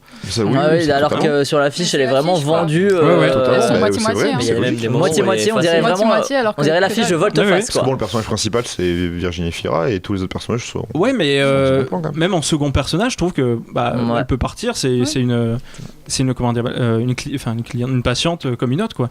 Donc je sais pas, j'ai pas envie de suivre son histoire particulièrement, quoi. Je suis d'accord avec toi. D'ailleurs, je trouve que les séquences qui fonctionnaient le mieux, c'était celle avec le gamin qui jouait au Monopoly. Ah ouais, toi t'aimais pas? Ce qui m'a gêné, moi j'ai beaucoup aimé les séquences avec cet amour qu'elle a pas réussi Étienne, elle a pas réussi à transformer l'essai. Je comprenais pas du tout, je me disais merde, c'est actuel, et après tu comprends que en fait c'était du passé. Parce que j'adore ce cinéma. Mais j'ai un problème avec ce cinéma français aussi en ce moment, c'est que ce que je disais à Gaël pendant le film, c'est que ça parle toujours d'adultère. On dirait que le cinéma français d'auteur doit parler mais il n'y a pas d'adultère là. Bah si, quand même. Margot. Ah oui, c'est son deuxième enfant. Ah non mais oui, Gaspard Ulliel et tout. C'était sur un autre film. Et je pensais, du coup, le film m'a fait penser à Celle que vous croyez avec Juliette Binoche et François Civil là, qu'on a fait il y a pas longtemps. Ah oui, avec une écrivaine aussi oui, sur les réseaux sociaux. Voilà, tu vois. Du coup, je pensais à ça. Blanche. Moi, j'ai beaucoup aimé. Je trouve que c'est un film assez audacieux en fait dans sa forme. Ça, je suis d'accord. Dans le montage aussi, enfin, et dans sa narration, je trouve, j'étais contente de voir un film qui joue autant avec la narration et le temps. Et l'écriture des personnages aussi est extrêmement bien faite, je trouve. Enfin, Virginie Efira, elle est incroyable et son personnage, il est hyper intéressant. Et en même temps, moi, je trouve qu'il y a pas mal de liens avec Victoria. Enfin, le film est très lié à Victoria, je trouve, par rapport au personnage et au... C'est vrai ça serait un peu la suite de sa vie. Quoi. Si elle faisait le même métier, on aurait. Il n'y a pas les mêmes acteurs forcément, mais il y en a qui sont là quand même. Et Laure Calamy qui était avocate. Puis elle est toujours passionnée de psychanalyse dans Victoria. Donc là, je trouve que ça se relie bien. Et ça commence quand même comme une comédie. Enfin, la scène du restaurant japonais, moi que ça me fait beaucoup rire. Voilà. Ça commence vraiment comme une comédie et tu sens que ça va être léger, que ça va être punchy. En fait, pas du tout. C'est de plus en plus. La scène d'ouverture, de plus en plus sombre. Basile, il s'appelle. Il est génial. J'ai retenu son prénom, je sais pas pourquoi. C'est vrai, carrément. Basile. Je savais même plus qu'il avait un prénom. Non, mais j'ai trouvé très intéressant le point de vue du film d'être toujours avec Efira et dans sa tête, finalement, parce qu'on est que dans sa tête. En gros, on se plonge dans ses souvenirs alors qu'elle, avec un patient, elle joue au Monopoly avec lui et bam, elle pense à une scène de cul. Ouais. Bon, c'est marrant. Et d'ailleurs, question, sont-elles simulées? Parce que en fait, c'est un vrai couple. Oui, c'est un vrai je crois que si. Je crois que si. Vu que en fait, dans la vraie vie, Virginie Efira est en couple avec Nils. Oui, je sais. D'accord. Mais je l'ai vu à quotidien. Elle est venue à quotidien. Ok. Et je crois que c'est simulé. Enfin, il parle du travail des scènes comme ça, mais. Oui, donc il y a beaucoup de scènes sexuelles. En fait, s'il y a des gens que ça intéresse. Il y en a 3, non? Ouais, mais elles sont assez longues et intenses. Virginie Efira à poil. Ça en fait 2 de plus que le Keshish, finalement. Ouais, mais elles sont séparées. Je pense qu'il n'y a pas autant de cul que ça. Ouais. Non, mais voilà, il y a plein de bonnes idées. Je trouve qu'il y a un joli travail d'écriture sur les personnages et beaucoup de profondeur dans la narration. Et c'est un très bon film. Bravo, Justine. Marie sur ah non, tu l'as pas vu toi, c'est vrai. Moi j'ai vu Xavier Dolan. Edwin. Oui. Vas-y, juste désolé, j'avais dit que Marina Foïs était en lice pour le César avec une intime conviction. Je pense que Virginie Efira est vraiment en lice pour le César. Ouais. Voilà. Et dans 2 mois, tu nous diras autre chose. Voilà, mais je vais rajouter à chaque fois. Josiane Balasco est en lice pour le César. Meilleure performance dans un clip de campagne au Parti communiste. Josiane Balasco dans All Inclusive avec Franck Dubosc. Ah, j'avoue, meilleur second rôle. Attention. C'est bon, c'est gagné. Edwin. Moi je vais vous rejoindre sur plusieurs points. C'est pareil, c'est un film que je dirais pas que j'ai adoré, mais j'ai trouvé le propos très intéressant. C'est surtout par rapport au thème qui tourne autour du cinéma et plus particulièrement de la fiction. Et en parlant donc aussi des personnages, je vous rejoins par rapport au fait que les acteurs sont tous très bien choisis et les personnages sont bien écrits. Le côté qui m'a aussi intéressé dans le film, c'est tout ce qui est par rapport au montage, le montage décousu, avec notamment toutes les mises en abîme, pardon. Mais c'est ce qui fait que le film happe un peu et t'es intéressé. Ouais, voilà, c'est ça, t'as envie d'en savoir à chaque fois. Ouais. Bah oui, t'es obligé d'être concentré parce que si t'es pas concentré quelque temps, bah, t'es plus là en fait. Ça, et ils ont quand même réussi à bien gérer du coup ce côté-là au niveau du montage parce que c'était particulier. Donc voilà, toutes ces questions de mise en abîme. Et aussi ça vient renforcer du coup le thème du film qui était la fiction avec le personnage de Virginie Efira qui veut écrire et se replonger du coup dans cette fiction. Donc que ça soit d'un point de vue extérieur au film, on est dans la fiction ou même au niveau des personnages. Donc voilà, pour moi c'est tout bon. Après je note quand même au niveau d'un point négatif, je trouve qu'il y a quelques longueurs quand même dans le film où il y a des moments où j'ai l'impression que le film allait se finir. Il y a plusieurs fins, ça, je déteste ça. Il se finit pas le film. Donc voilà. Et Gaëlle aussi déteste, elle nous fait signe en régie, elle déteste ça. Donc voilà. Mais bon, positif et le mot de ce film pour moi c'est intéressant. Voilà. C'est pas le meilleur mot pour un film, voilà. Non. Très bien. Audacieux, c'est bien. Audacieux et intéressant. Ambitieux, je trouve que c'est parfait. Chaotique aussi, ça marche bien. Dans Sibylle, Virginie Efira nous offre à plusieurs reprises l'occasion de l'entendre chanter. Lors d'un karaoké, elle reprend notamment le mythique Fever. Elle n'est pas la première tant cette chanson doit être l'un des morceaux les plus repris de l'histoire de la musique. Je sais pas, on en a combien, mais ça fait pas mal. Voilà pourquoi pour notre première pause musicale, soyons originaux en s'écoutant la version originale du titre, écrit et composé par Eddie Cooley et Otis Blackwell, chanté par Little Willie John, de quoi faire monter la fièvre avec cette chaleur.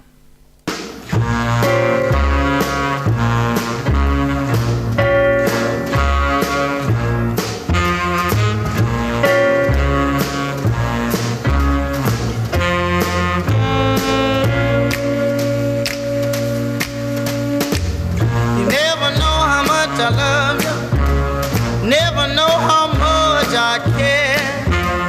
When you put your arms around me, I get a feeling that's so hard to bear. You give me fever when you kiss me, fever when you hold me tight, fever in the morning, fever all through the night. Listen to me, baby, hear every word I say. No one can love you the way I do, 'cause they don't know how to love you my way. You give me fever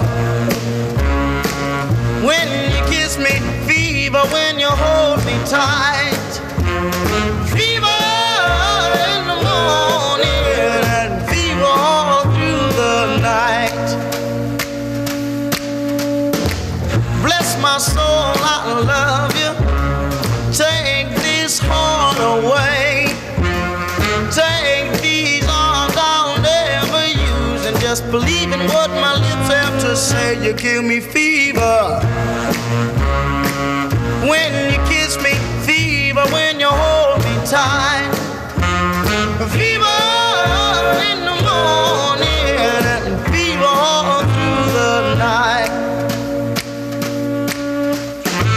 Sun lights up the daytime, moon lights up the night. My eyes light up when you call my name, 'cause I know you're gonna treat me right. You give me fever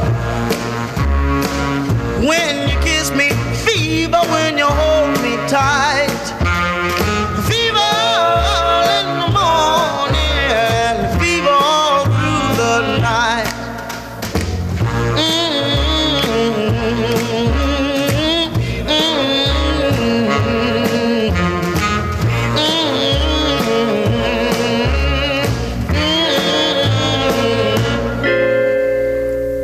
Cette année, pas de palme d'or pour les frères Dardenne.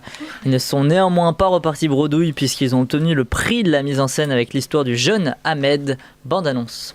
Ça, il risque de vous le donner à l'examen. Essaye de faire celui. A moins B fois A plus B égale A carré 1. C'est mon frère, j'y vais. Ahmed ? Ahmed ! Pourquoi tu vas là-bas ? Il y a un mois, t'étais tout le temps à jouer à la PlayStation avec Karim. T'as enlevé tous les posters de ta chambre. Tu serais d'accord qu'on discute du Coran une fois par semaine tous les deux ? Je peux pas lire le Coran avec une femme. Tu préfères le lire avec un imam qui est un menteur ? C'est pas un menteur. Si, non. C'est un menteur, Ahmed. Ahmed ? Le mieux, c'est que je te conduise tout de suite à la police, pour pas qu'ils puissent dire que c'est la mosquée qui t'a caché. Ils vont m'enfermer longtemps. Non. T'es trop jeune, peut-être un mois ou deux.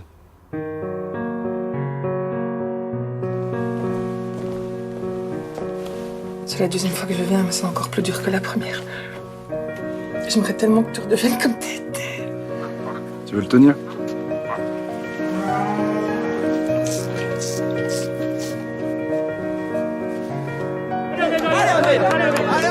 C'est normal que ça prenne du temps pour comprendre ce que t'as fait. T'as quand même essayé de tuer quelqu'un, et contrairement à ce que disait ton cousin, la mort c'est autre chose qu'une piqûre de moustique. Ahmed ! Ahmed ! Arrête-toi ! Allez, Vas-y, fais-moi bien.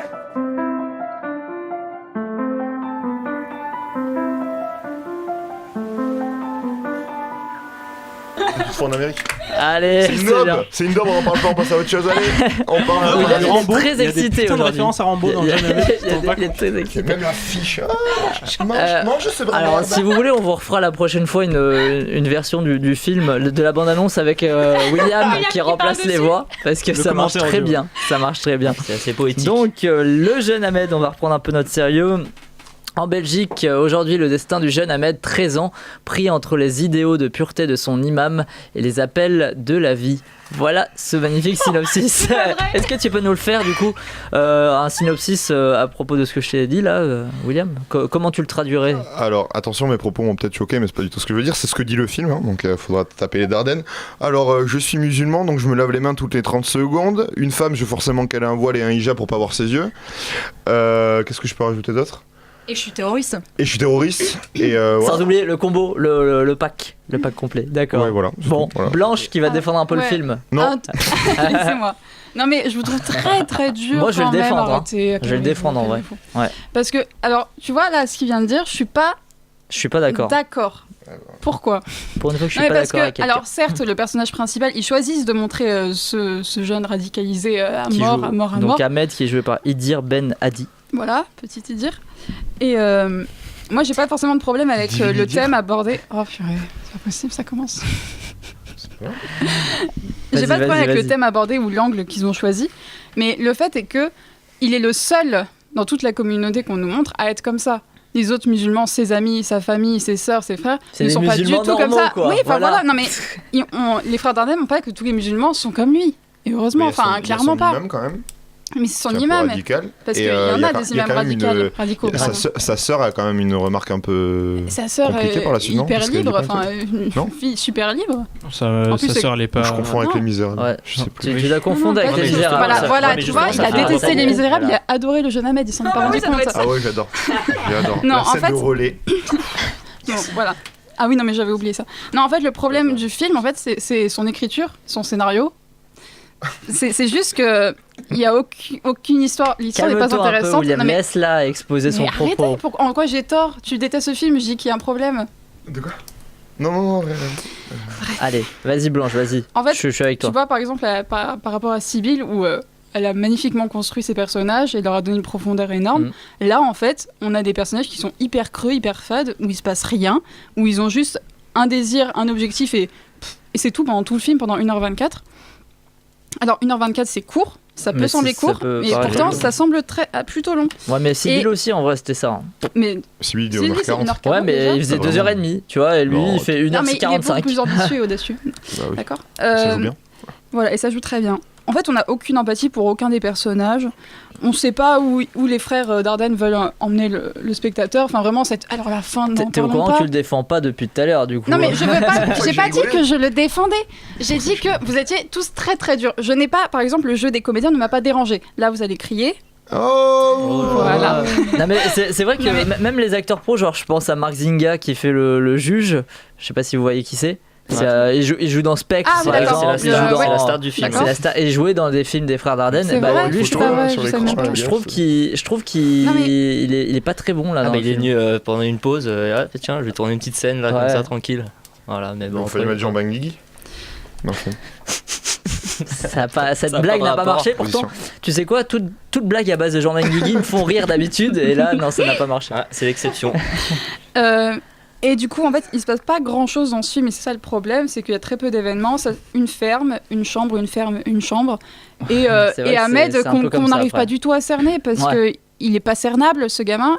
Et la fin, qui est vraiment nulle. Vraiment. Oui. En plus, en fait, là, je pense à ce que vous disiez sur Sibylle, mais la fin, on attend une fin. Moi, je me dis, c'est la fin. Et ben non, c'est pas la fin, et donc c'est pire, en fait.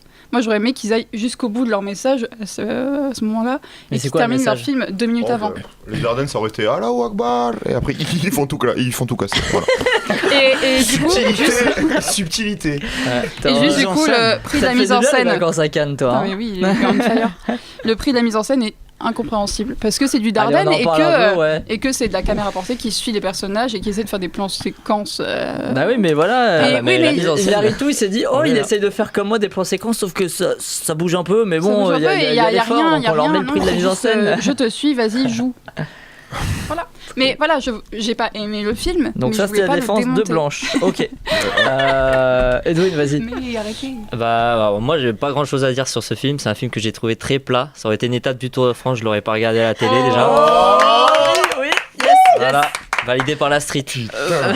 Bon. Après, bah du coup, vous avez vu, il y a que des fans du Tour de France autour de la table, sinon personne n'aurait réagi. On va essayer d'en parler. Bah déjà, niveau technique, c'était rat des pâquerettes. À part des plans séquences, ça y est, bravo, on vous donne une palme. On vous donne une palme. Des pâquerettes. Après, même au niveau de l'intrigue, il n'y a pas grand chose. Mais même moi qui aurais pu être intéressé par rapport à ce film, étant moi-même métis et donc potentiellement concerné. Non, mais potentiellement concerné par ce que peut vivre le jeune Ahmed. Non, le film, en fait, il me dit non, j'ai rien à te dire en fait. Vis ta vie. Moi, je te dirais juste que toi, t'es musulman, donc tu dois faire ça, genre. Le film ne me dit rien. Je suis ressorti. Je me suis dit ok, j'ai rien appris sur la vie. Et voilà. Merci beaucoup. Bon, moi, la mise en scène alors le prix m'a surpris, mais moi ça allait très bien parce que c'était ce que je m'attendais par rapport aux Frères Dardenne. Et puis je sais pas, j'ai bien aimé. Je sais pas ce que j'ai aimé, mais en tout cas j'ai bien aimé. Je trouve que déjà ça fait ça fait un peu 2019. Eric Dupond-Moretti, écoutez, il est pas coupable. Je sais pas pourquoi. Non, mais moi ça m'a fait un petit peu froid dans le dos déjà, et je trouve que ça fonctionnait très bien ça. La clim dans la salle peut-être. Et là, tu sais quoi, là t'as mis la clim, tu vois, là tu l'as allumé, voilà. Contre l'Ajax. Allez, rattrape-toi comme tu peux.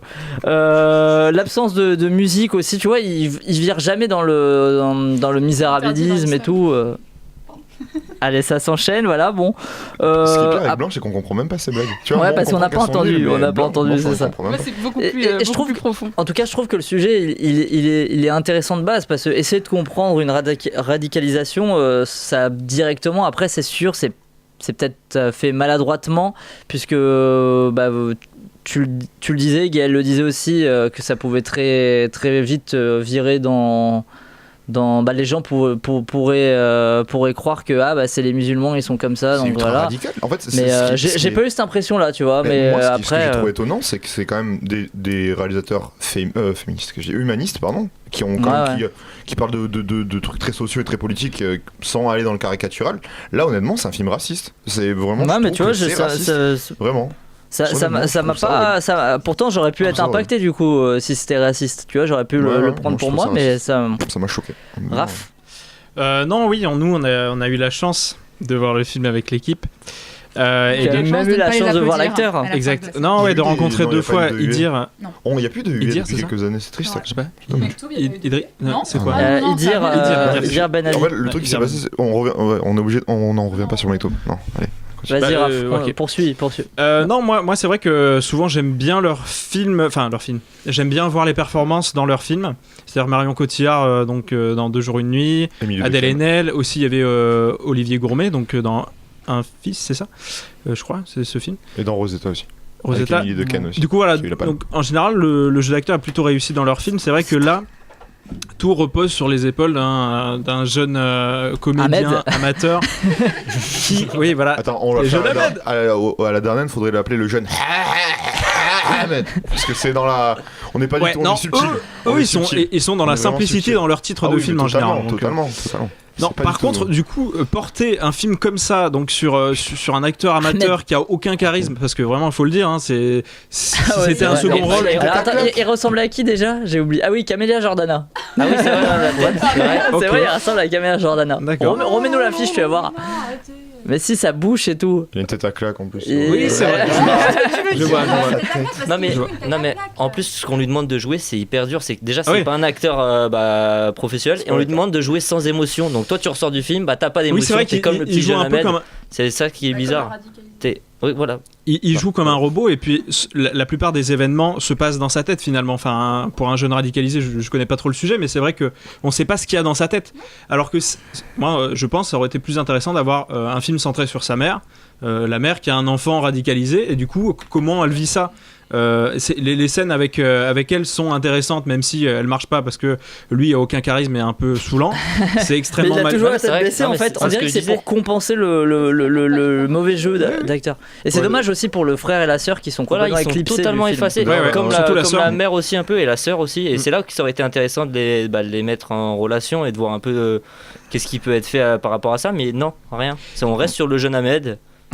Qui va faire. C'est le titre. C'est le titre, donc c'est ça. C'est bien fait. C'est des génies, c'était génie. Qui va faire son service civique. Du coup, c'est ça.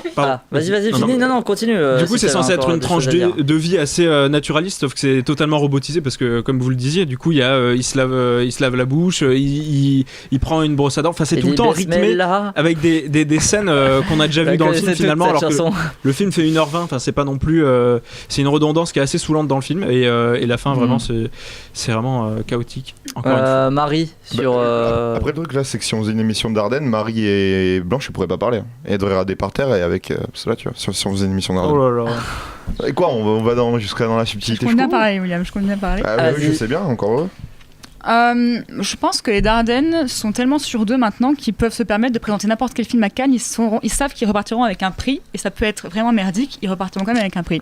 Donc ils se permettent de faire des films mauvais. Avengers Endgame 3, c'est stylé, des frères Dardenne. Les frères russes Dardenne, voilà. Alors, je n'ai absolument pas aimé le film. J'ai été en colère dès le début du film. Dans la salle, je bouillonnais, j'avais envie de partir. Ah ouais. Parce que pour moi, c'est un film islamophobe.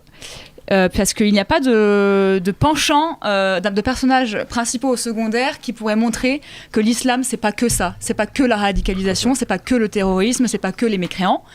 Mais peut-être qu'ils partent du principe que les spectateurs sont intelligents, ils vont faire la part des choses. Les spectateurs ne sont pas tous intelligents. Voilà, mais nous, est-ce que je peux finir ma pensée, s'il vous plaît ? C'est un personnage radicalisé, vas-y. Je trouve c'est un personnage. C'est un film qui va être, c'est sûr, repris par l'extrême droite. Les propos vont être déformés. Voilà. Et l'islamophobie va grandir en France grâce à eux qui en plus ont un prix de mise en scène, donc ça va prendre de l'ampleur. Ouais, mais les gens ils vont faire. Même les gens d'extrême droite, tu crois qu'ils vont aller voir le jeune Ahmed. Ils vont voir les tuches. Je pense qu'ils vont entendre parler, qu'ils vont se dire oh super, on va pouvoir s'en servir. Totalement d'accord. Voilà le problème du film. Le seul, en fait, les Dardennes, en regardant le film, je l'ai senti. Ce sont des gens. Déjà, ce sont des vieux blancs, voilà, qui font le film, et en plus, qui sont anti-religion. Parce que le seul personnage qui s'oppose vraiment à Ahmed et qui paraît personnage fort, c'est Louise, qui lui dit le paradis ça n'existe pas, le Dieu ça n'existe pas. Donc le seul personnage qui s'oppose à Ahmed, c'est un personnage qui n'est pas croyant, mais qui en plus montre qu'elle n'adhère pas du tout à leur religion, et c'est du coup le point de vue des frères Dardenne. Voilà, totalement. Et du coup, ridiculise totalement l'islam, parce qu'en plus, on a un montage qui fait rire, on rit des ablutions, des rituels de l'islam, parce que Louise l'embrasse, qu'est-ce qu'il va faire ? Il va vite se laver et tout, et tout le monde arrive. Dans la salle, les gens rigolaient sur ça. Le gars, moi je comprenais le personnage, j'étais tout seul dans la salle. Les gens s'en moquaient. Les gens s'en moquaient énormément. Et le montage se moque de l'islam, soit se moque de l'islam, soit associe l'islam à la radicalisation. On n'a pas d'autres points de vue, c'est vraiment très linéaire. Et en plus, c'est plat. Il ne se passe rien dans le film, le personnage n'évolue jamais. La fin est nulle, le scénario est nul, et la mise en scène, il n'y a pas de travail de lumière, il n'y a pas de travail de mise en scène, il n'y a pas de travail de réalisation. Ouais, c'est ça, c'est les frères Dardenne, c'est naturaliste. Et ne leur donnez pas un prix de la mise en scène et ne les envoyez pas à Cannes avec ce film, c'est pas possible. Voilà. C'est pas un prix du chef-op qu'ils ont gagné. Hein. Ouais. Mais ça n'existe pas. Mais le jeune Ahmed, je comprends les critiques et tout, mais c'est leur but en fait, de montrer un jeune qui veut rien entendre. On lui propose plein de fois, je crois, il y a des personnages qui disent mais attends, je vais t'expliquer, moi je peux te montrer, on peut parler du Coran, on peut en discuter, il y a d'autres, même au centre, le contrepoint, même au centre de rétention, si on peut appeler ça comme ça, il y a un homme qui lui dit moi je peux te montrer d'autres livres, machin, et il veut pas entendre. Du coup, je pense que les frères ont juste voulu montrer un mec qui est juste enfermé dans son monde tout seul. Sauf les 30 et qu'on déteste, secondes. On l'aime pas, qui l'aime bien, le petit Ahmed. Personne, voilà. et en plus, on n'a aucune empathie pour lui parce qu'on ne montre pas comment il était avant. Le frère Dardenne décide de commencer un moment. Et aussi, et on trouve aussi que c'est un peu un idiot, Ahmed, désolé, mais quand on voit l'imam dit une phrase à un moment. Après, il contredit ses propos en disant non, en fait, faut pas faire ça, machin, parce que c'est pas le moment. Il lui avait dit, c'est pas le moment pour le djihad. Voilà, et après, il lui redit, parce que je lui avais dit. Oui, mais Ahmed n'écoute rien, donc il est même plus comment dire, il voit même plus la parole de son imam, il a sa vision tout seul. Voilà. Bon. Je suis d'accord avec ce que tu dis. Ah non, mais t'as tout dit. Mais Le problème, c'est que le film montre clairement que l'islam arrive en France et attention, faites attention. Parce mais c'est en Belgique, attention. En Belgique, attention. En plus, c'est dans... Voilà, ouais. Qui viennent de là. J'imagine que ça se place là-bas, le film. J'ai pas vérifié, j'aurais dû regarder, mais... Non, en tout cas, les deux personnages vraiment qui portent la religion de l'islam et qui sont très visibles dans le film sont des personnages radicalisés. Exactement. Et on n'a pas de point de vue inverse. Et pour, je sais pas si vous aviez été voir il y a pas longtemps là, le nouveau film de André Téchiné avec Catherine Deneuve. Ouais, L'adieu à la nuit, non. Voilà, voilà un film qui parle de radicalisation sans être radical, en montrant plusieurs points de vue et en étant intéressant, tu vois. Vraiment, ça arrive. Il y a eu Made in France, le film qui devait sortir la semaine où il y a eu les attentats et qui n'est pas sorti. Enfin, vous connaissez tous l'histoire. Ouais. Pareil, L'atelier c'est intéressant. Aussi, mais c'est l'inverse. L'atelier. Ah oui, c'est vrai. Avec Marina Foïs. C'est un extrême droite, non? C'est un extrême droite, c'est ça. C'est aussi problématique. Mais il y a des films, il y a des moyens de faire de la radicalisation sans être caricatural, en montrant des choses intéressantes, en montrant des contre-pieds, en montrant comment était le personnage avant, en le montrant en changeant d'idée. Là, quel est l'intérêt de montrer un mec qui change jamais d'idée, qui reste tout le temps dans ça? Ça existe. Ouais. Voilà, mais après, mais bon, c'est très mal fait. On va clôturer là-dessus. On va clôturer là-dessus. Tu peux défendre tous les films en disant ça, mais parce que en disant, on va clôturer là-dessus. Mais il y a plein de films, il y a plein de films qui prennent le contre-pied à chaque fois des choses avec des personnages qui donnent d'autres discours. Là, il y en a pas. Je pense qu'on peut être plus mesuré, mais bon, c'est pas grave. Vous avez raté le début de l'émission, pas de souci. On vous résume tout le débat de la soirée dans les tops de la semaine.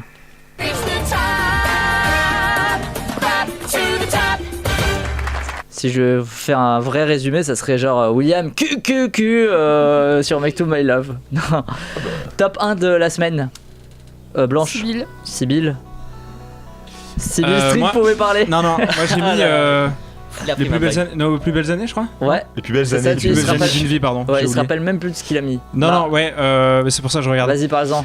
Non, vraiment, c'est très touchant. De Claude Lelouch. J'ai pas vu l'histoire originale, mais vraiment, c'est passionnant. Je trouve qu'il y a énormément d'émotions qui se dégagent de ce film-là.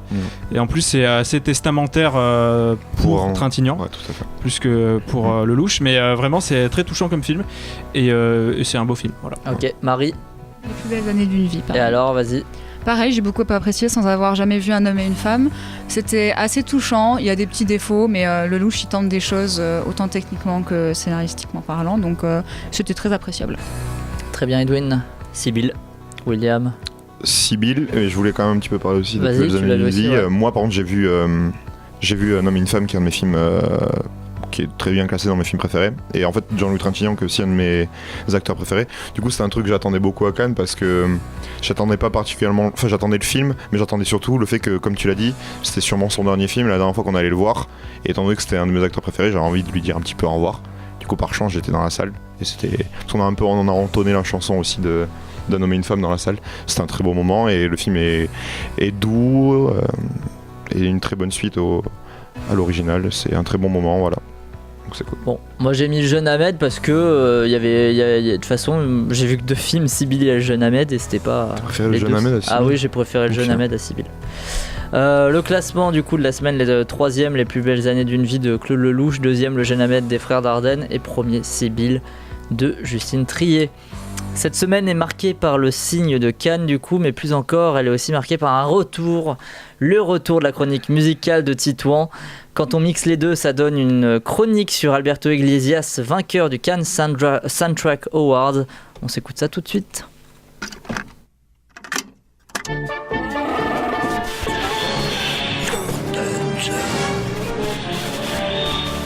Pour Frodon.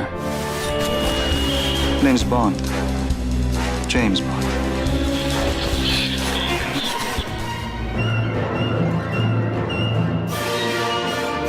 La chronique musicale du Cinéma Show.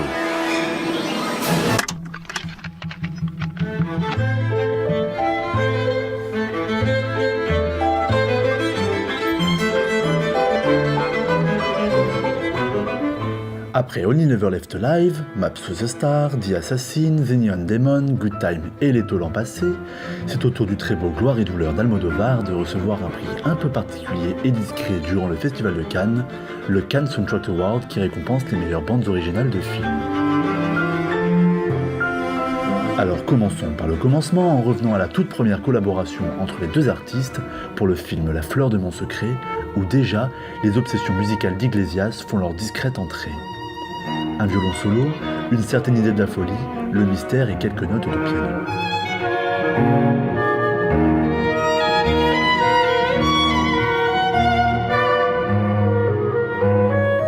Avec Enchéré en os, il propose une ballade mélancolique où guitare et harmonica se partagent le portrait de la ville de Madrid sous l'influence du film noir.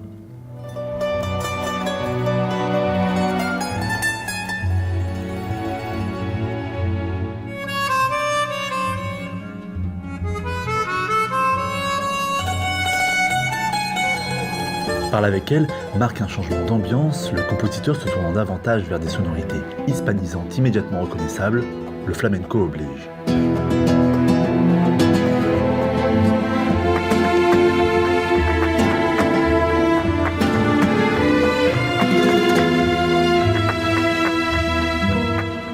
Changement radical de style avec La mauvaise éducation, Iglesias fait son entrée dans les thrillers de manière fracassante avec des morceaux puissants, presque intimidants aux allures sermaniennes.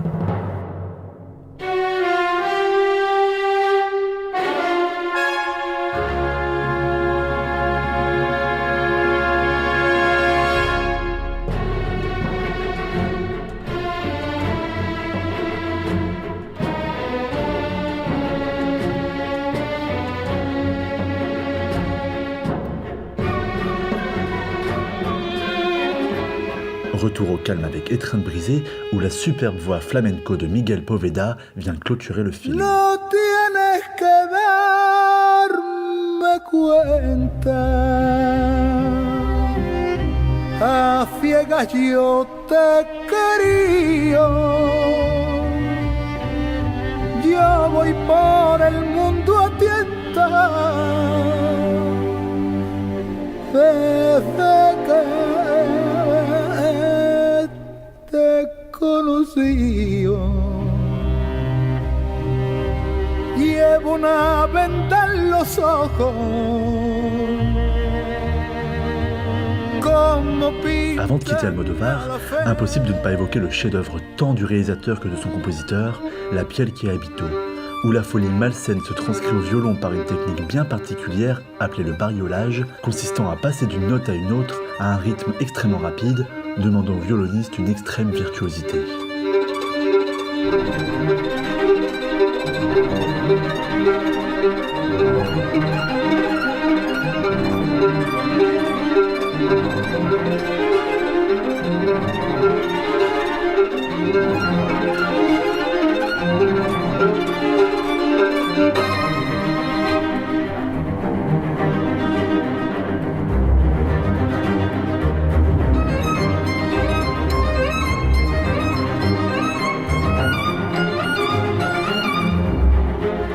Mais Alberto Iglesias, ne pouvant pas seulement être réduit à l'univers certes prolifique de son réalisateur fétiche, allons voir un peu ce qu'il a pu composer à côté, parfois loin de son style habituel.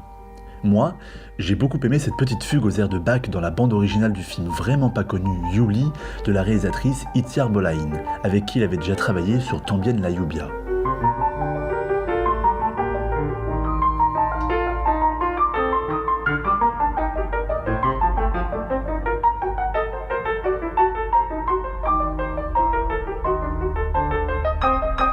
Alberto Iglesias, comme bien d'autres compositeurs, est parti faire un tour du côté d'Hollywood le temps d'un film.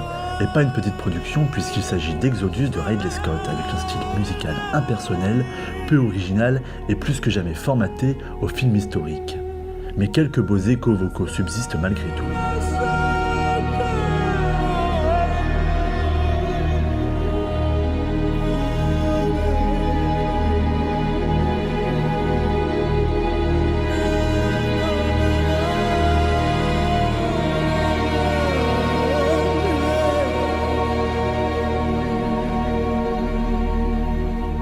Enfin, pour terminer, je me souviens avoir été frappé lors du générique de fin du beau thriller El Presidente par la musique rugueuse, puissante et électrisante qui résumait très bien toute l'ambiance du film politique où trahison, mensonge et corruption se mélangeaient sous la baguette, figurez-vous, d'Alberto Iglesias. Comme quoi, rester jusqu'à la fin des génériques offre parfois de belles surprises.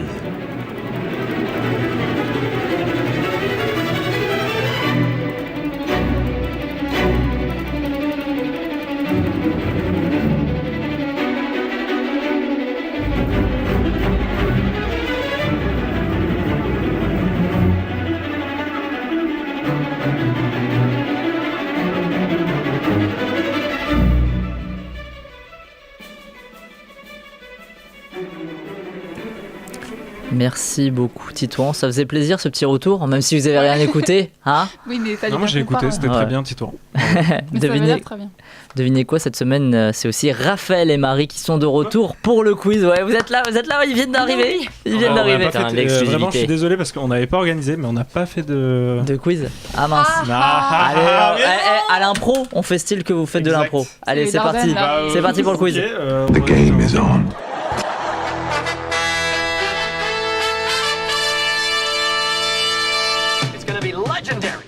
C'est la mienne, moi. C'est votre ultime bafouille. I am sure, mais alors I am tout à fait sure que j'ai raison et que vous avez tort. Oh my God. What? No. Oh, vraiment. Anyway, lead on. Allons-y. Ça fait quoi de te faire couper la parole par un jingle, par ton jingle, Marie? J'ai l'habitude de me faire couper la parole, donc vous savez. Bim. D'un côté, on a Simon et Blanche, chef d'équipe Blanche. Oh non. Oh bah si. Et de l'autre, William et Edwin, chef d'équipe Edwin. Alors, yes. La défaite est annoncée. La première question, vous la connaissez. Il me faut une proposition de titre à ce quiz. Je vous écoute. Le jeune quiz. Le quiz Ahmed. Je me rappelle pas de ce qu'on a dit. Putain, j'hésite entre les deux. Le jeune quiz, absolument. Il fait un point pour l'équipe de Blanche. Pour mettre chaque Blanche. Ouais. Et on commence comme d'habitude par une musique de film, tous à vos casques. Dans quelle œuvre entend-on cette musique? Victoria. Non. C'est un rapport avec les films de la semaine. Rosetta, le gamin au vélo. Oui, oui, c'est vrai. Rosetta, le gamin au vélo. Blanche comme neige, le grand bain. L'enfant. Non. Putain, mais ça me dit trop quelque chose, ça m'énerve. C'est une musique silence que de j'ai. Lorna. Non. C'est une musique que j'ai. C'est une compositrice. Et donc, c'est pour une actrice qu'on a choisi cette musique. J'ai fait exprès, c'est Astérix Obélix. Non, une actrice du coup qui avait le casting d'un film. Ah, attends. David Adel. Non. Non, mais c'est Virginie Fira. Quoi? Virginie Fira. Non, mais attends, c'est quoi ce film? Elle joue dans quoi, Virginie Fira, les enfants? Pour elle. Ah, oui, le nouveau film de. Putain, de Verhoeven. Mais non, on peut pas avoir la musique en avance. Oui, voilà. Elle joue dans Elle. Je lui donne la passe D. Mais oui, c'est elle. Edwin, je pouvais pas te le compter parce que t'as J'ai dit dit pour elle. Ouais. Merde. Et voilà. Tu confonds toujours pour elle, confonds toujours les deux. Fred Cavalier. Ce qui vous fait deux pour l'équipe de Blanche, absolument. Elle de Paul Verhoeven. C'est une BO que j'ai. Je savais pas qu'elle jouait dedans, moi. Ça marchait pas. Elle joue la femme de Laurent Lafitte. Ultra catholique. Ces deux films là. Mais ouais, ça t'a joué des tours. Alors, on passe à la question de la semaine, puisqu'on a beaucoup parlé de Cannes. Alors, laquelle de ces personnalités n'a pas monté les marches du Festival de Cannes cette année? Bon, c'est pour moi. Alors, 5 personnalités. Nous, on n'y était pas, on a un désavantage. Exactement. C'est vrai, Allez, oui, c'est vrai ça. Alors, Ben Whishaw, Benedict Cumberbatch, Orlando Bloom, Bryce Dallas Howard ou Ophélie Beau. Laquelle de ces personnalités n'a pas monté les marches du Festival de Cannes?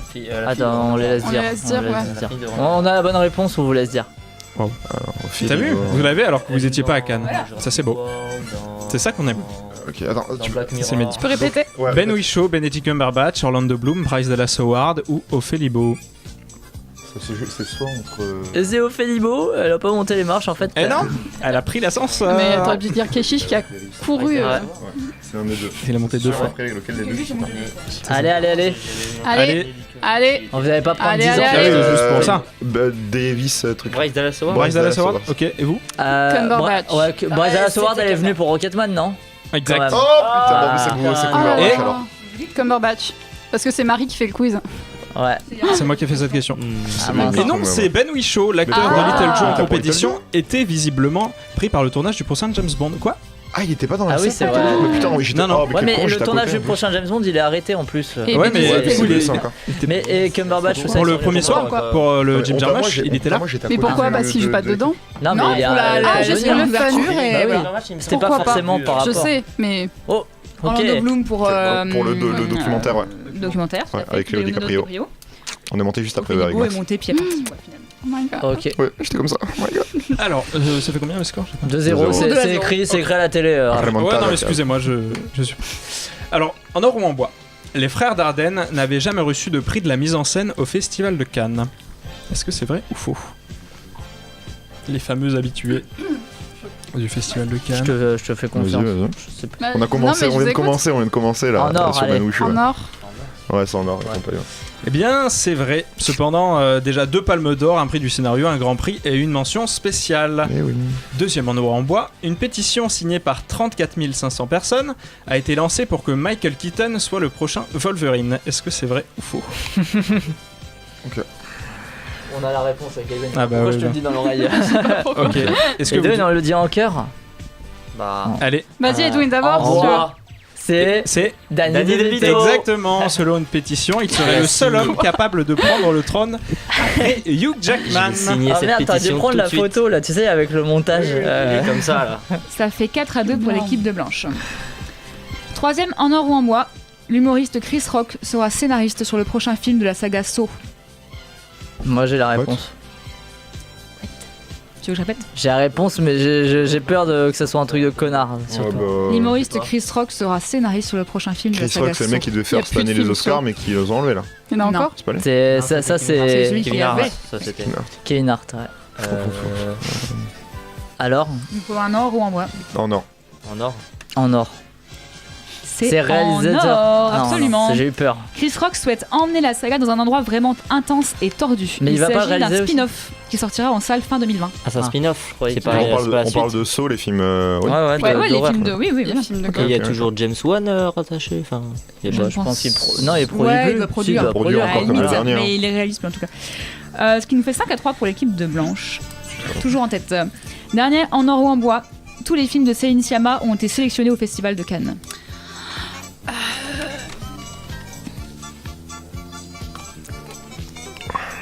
Voilà. Je parle de long métrage, je préfère le préciser. Je te fais confiance, Blanche, là. Non, mais arrête. Céline Sciamma, tu connais bien. Non, mais je connais en pas or. assez sa film. En or. Non, peut-être pas. Est-ce que. Attends, elle a fait quoi? Elle a fait quoi d'autre? Je pense que je l'ai. Non, 22 filles, ouais. Est-ce que vous voulez qu'on vous donne la liste des films ou pas? Ouais, moi ce serait cool. Bah, allez, pourquoi pas. Pour une fois on qu'on laisse est répondre. Franchement, alors nous avons Naissance des pieuvres, Bande de filles. Tomboy, Bande de filles et Portrait de la jeune Il y a fille. bien Tomboy. J'ai ma réponse, je crois. Alors je pense que c'est faux parce que Tomboy, je le vois pas en fait. Je pense qu'il était dans un autre moi, festival. je sais pas si je vois. Attends, si elle y allait à DLNL pour Naissance des pieuvres. Moi je dirais en bois parce que Tomboy, peut-être pas. Tu vois. Moi je sais pas, mais vu qu'on en avance, c'est pas grave. à Venise ou quoi. On dit quoi? Comme tu veux. Ah bah en bois, allez, pour tester. Moi je dirais en bois, mais je pense que c'est Bande de filles qui a pas été. Si, Bande de filles, elles sont sur les marches. Je pense qu'on les a bien. C'est pas vrai. On est en bois tous les deux, de toute façon. Ouais. C'était en or. Alors vous avez raison, c'est en bois. Tomboy était la Berlinale Bim, en 2011. Bim. Bravo. Par contre, Naissance des pieuvres, c'était Ça un a certain été, ouais, un certain regard, et regard. Bande de filles, c'était à la quinzaine des réalisateurs. Ce qui fait 6-4, toujours pour l'équipe de Blanche. Tu vois, on peut se compléter en plus. On passe à la Netflix and Quiz. Allez, nouveau scandale. Netflix interdit de concourir au Festival de Cannes, n'hésite pas pour autant à provoquer la direction du festival. Bon. J'ai la réponse. Qu'ont-ils fait? Ils ont produit un film enquête sur le festival. Ils ont embauché des réalisateurs de la compétition officielle. Ils ont racheté les droits de films primés. Ce sont eux les futurs acquéreurs de la série Too Old to Die Young de Refn. Ouais. Allez, on part tous sur la même. C'est la 3, ils ont racheté les droits de Atlantique. C'est la plus logique. Atlantique et le deuxième, je sais plus lequel. C'est tout à fait ça. J'ai fait le dire Ils ont acheté les droits de 2 films primés, donc Atlantique de Matty Diop qui était le Grand Prix et J'ai perdu mon corps de Jérémy Clapin qui était le Grand Prix de la semaine de la critique. C'est-à-dire extrêmement bien. C'était un premier film en plus, donc il contourne ainsi les règles du festival qui visent à ne pas diffuser des œuvres qui ne seront pas projetées en salle. Ce qui fait 7-5, toujours pour Blanche qui est en tête. Règle qui avait déjà été détournée par Jean-Luc Godin l'année dernière avec son magnifique livre d'images qui était sorti sur Arte. On passe au qui a dit.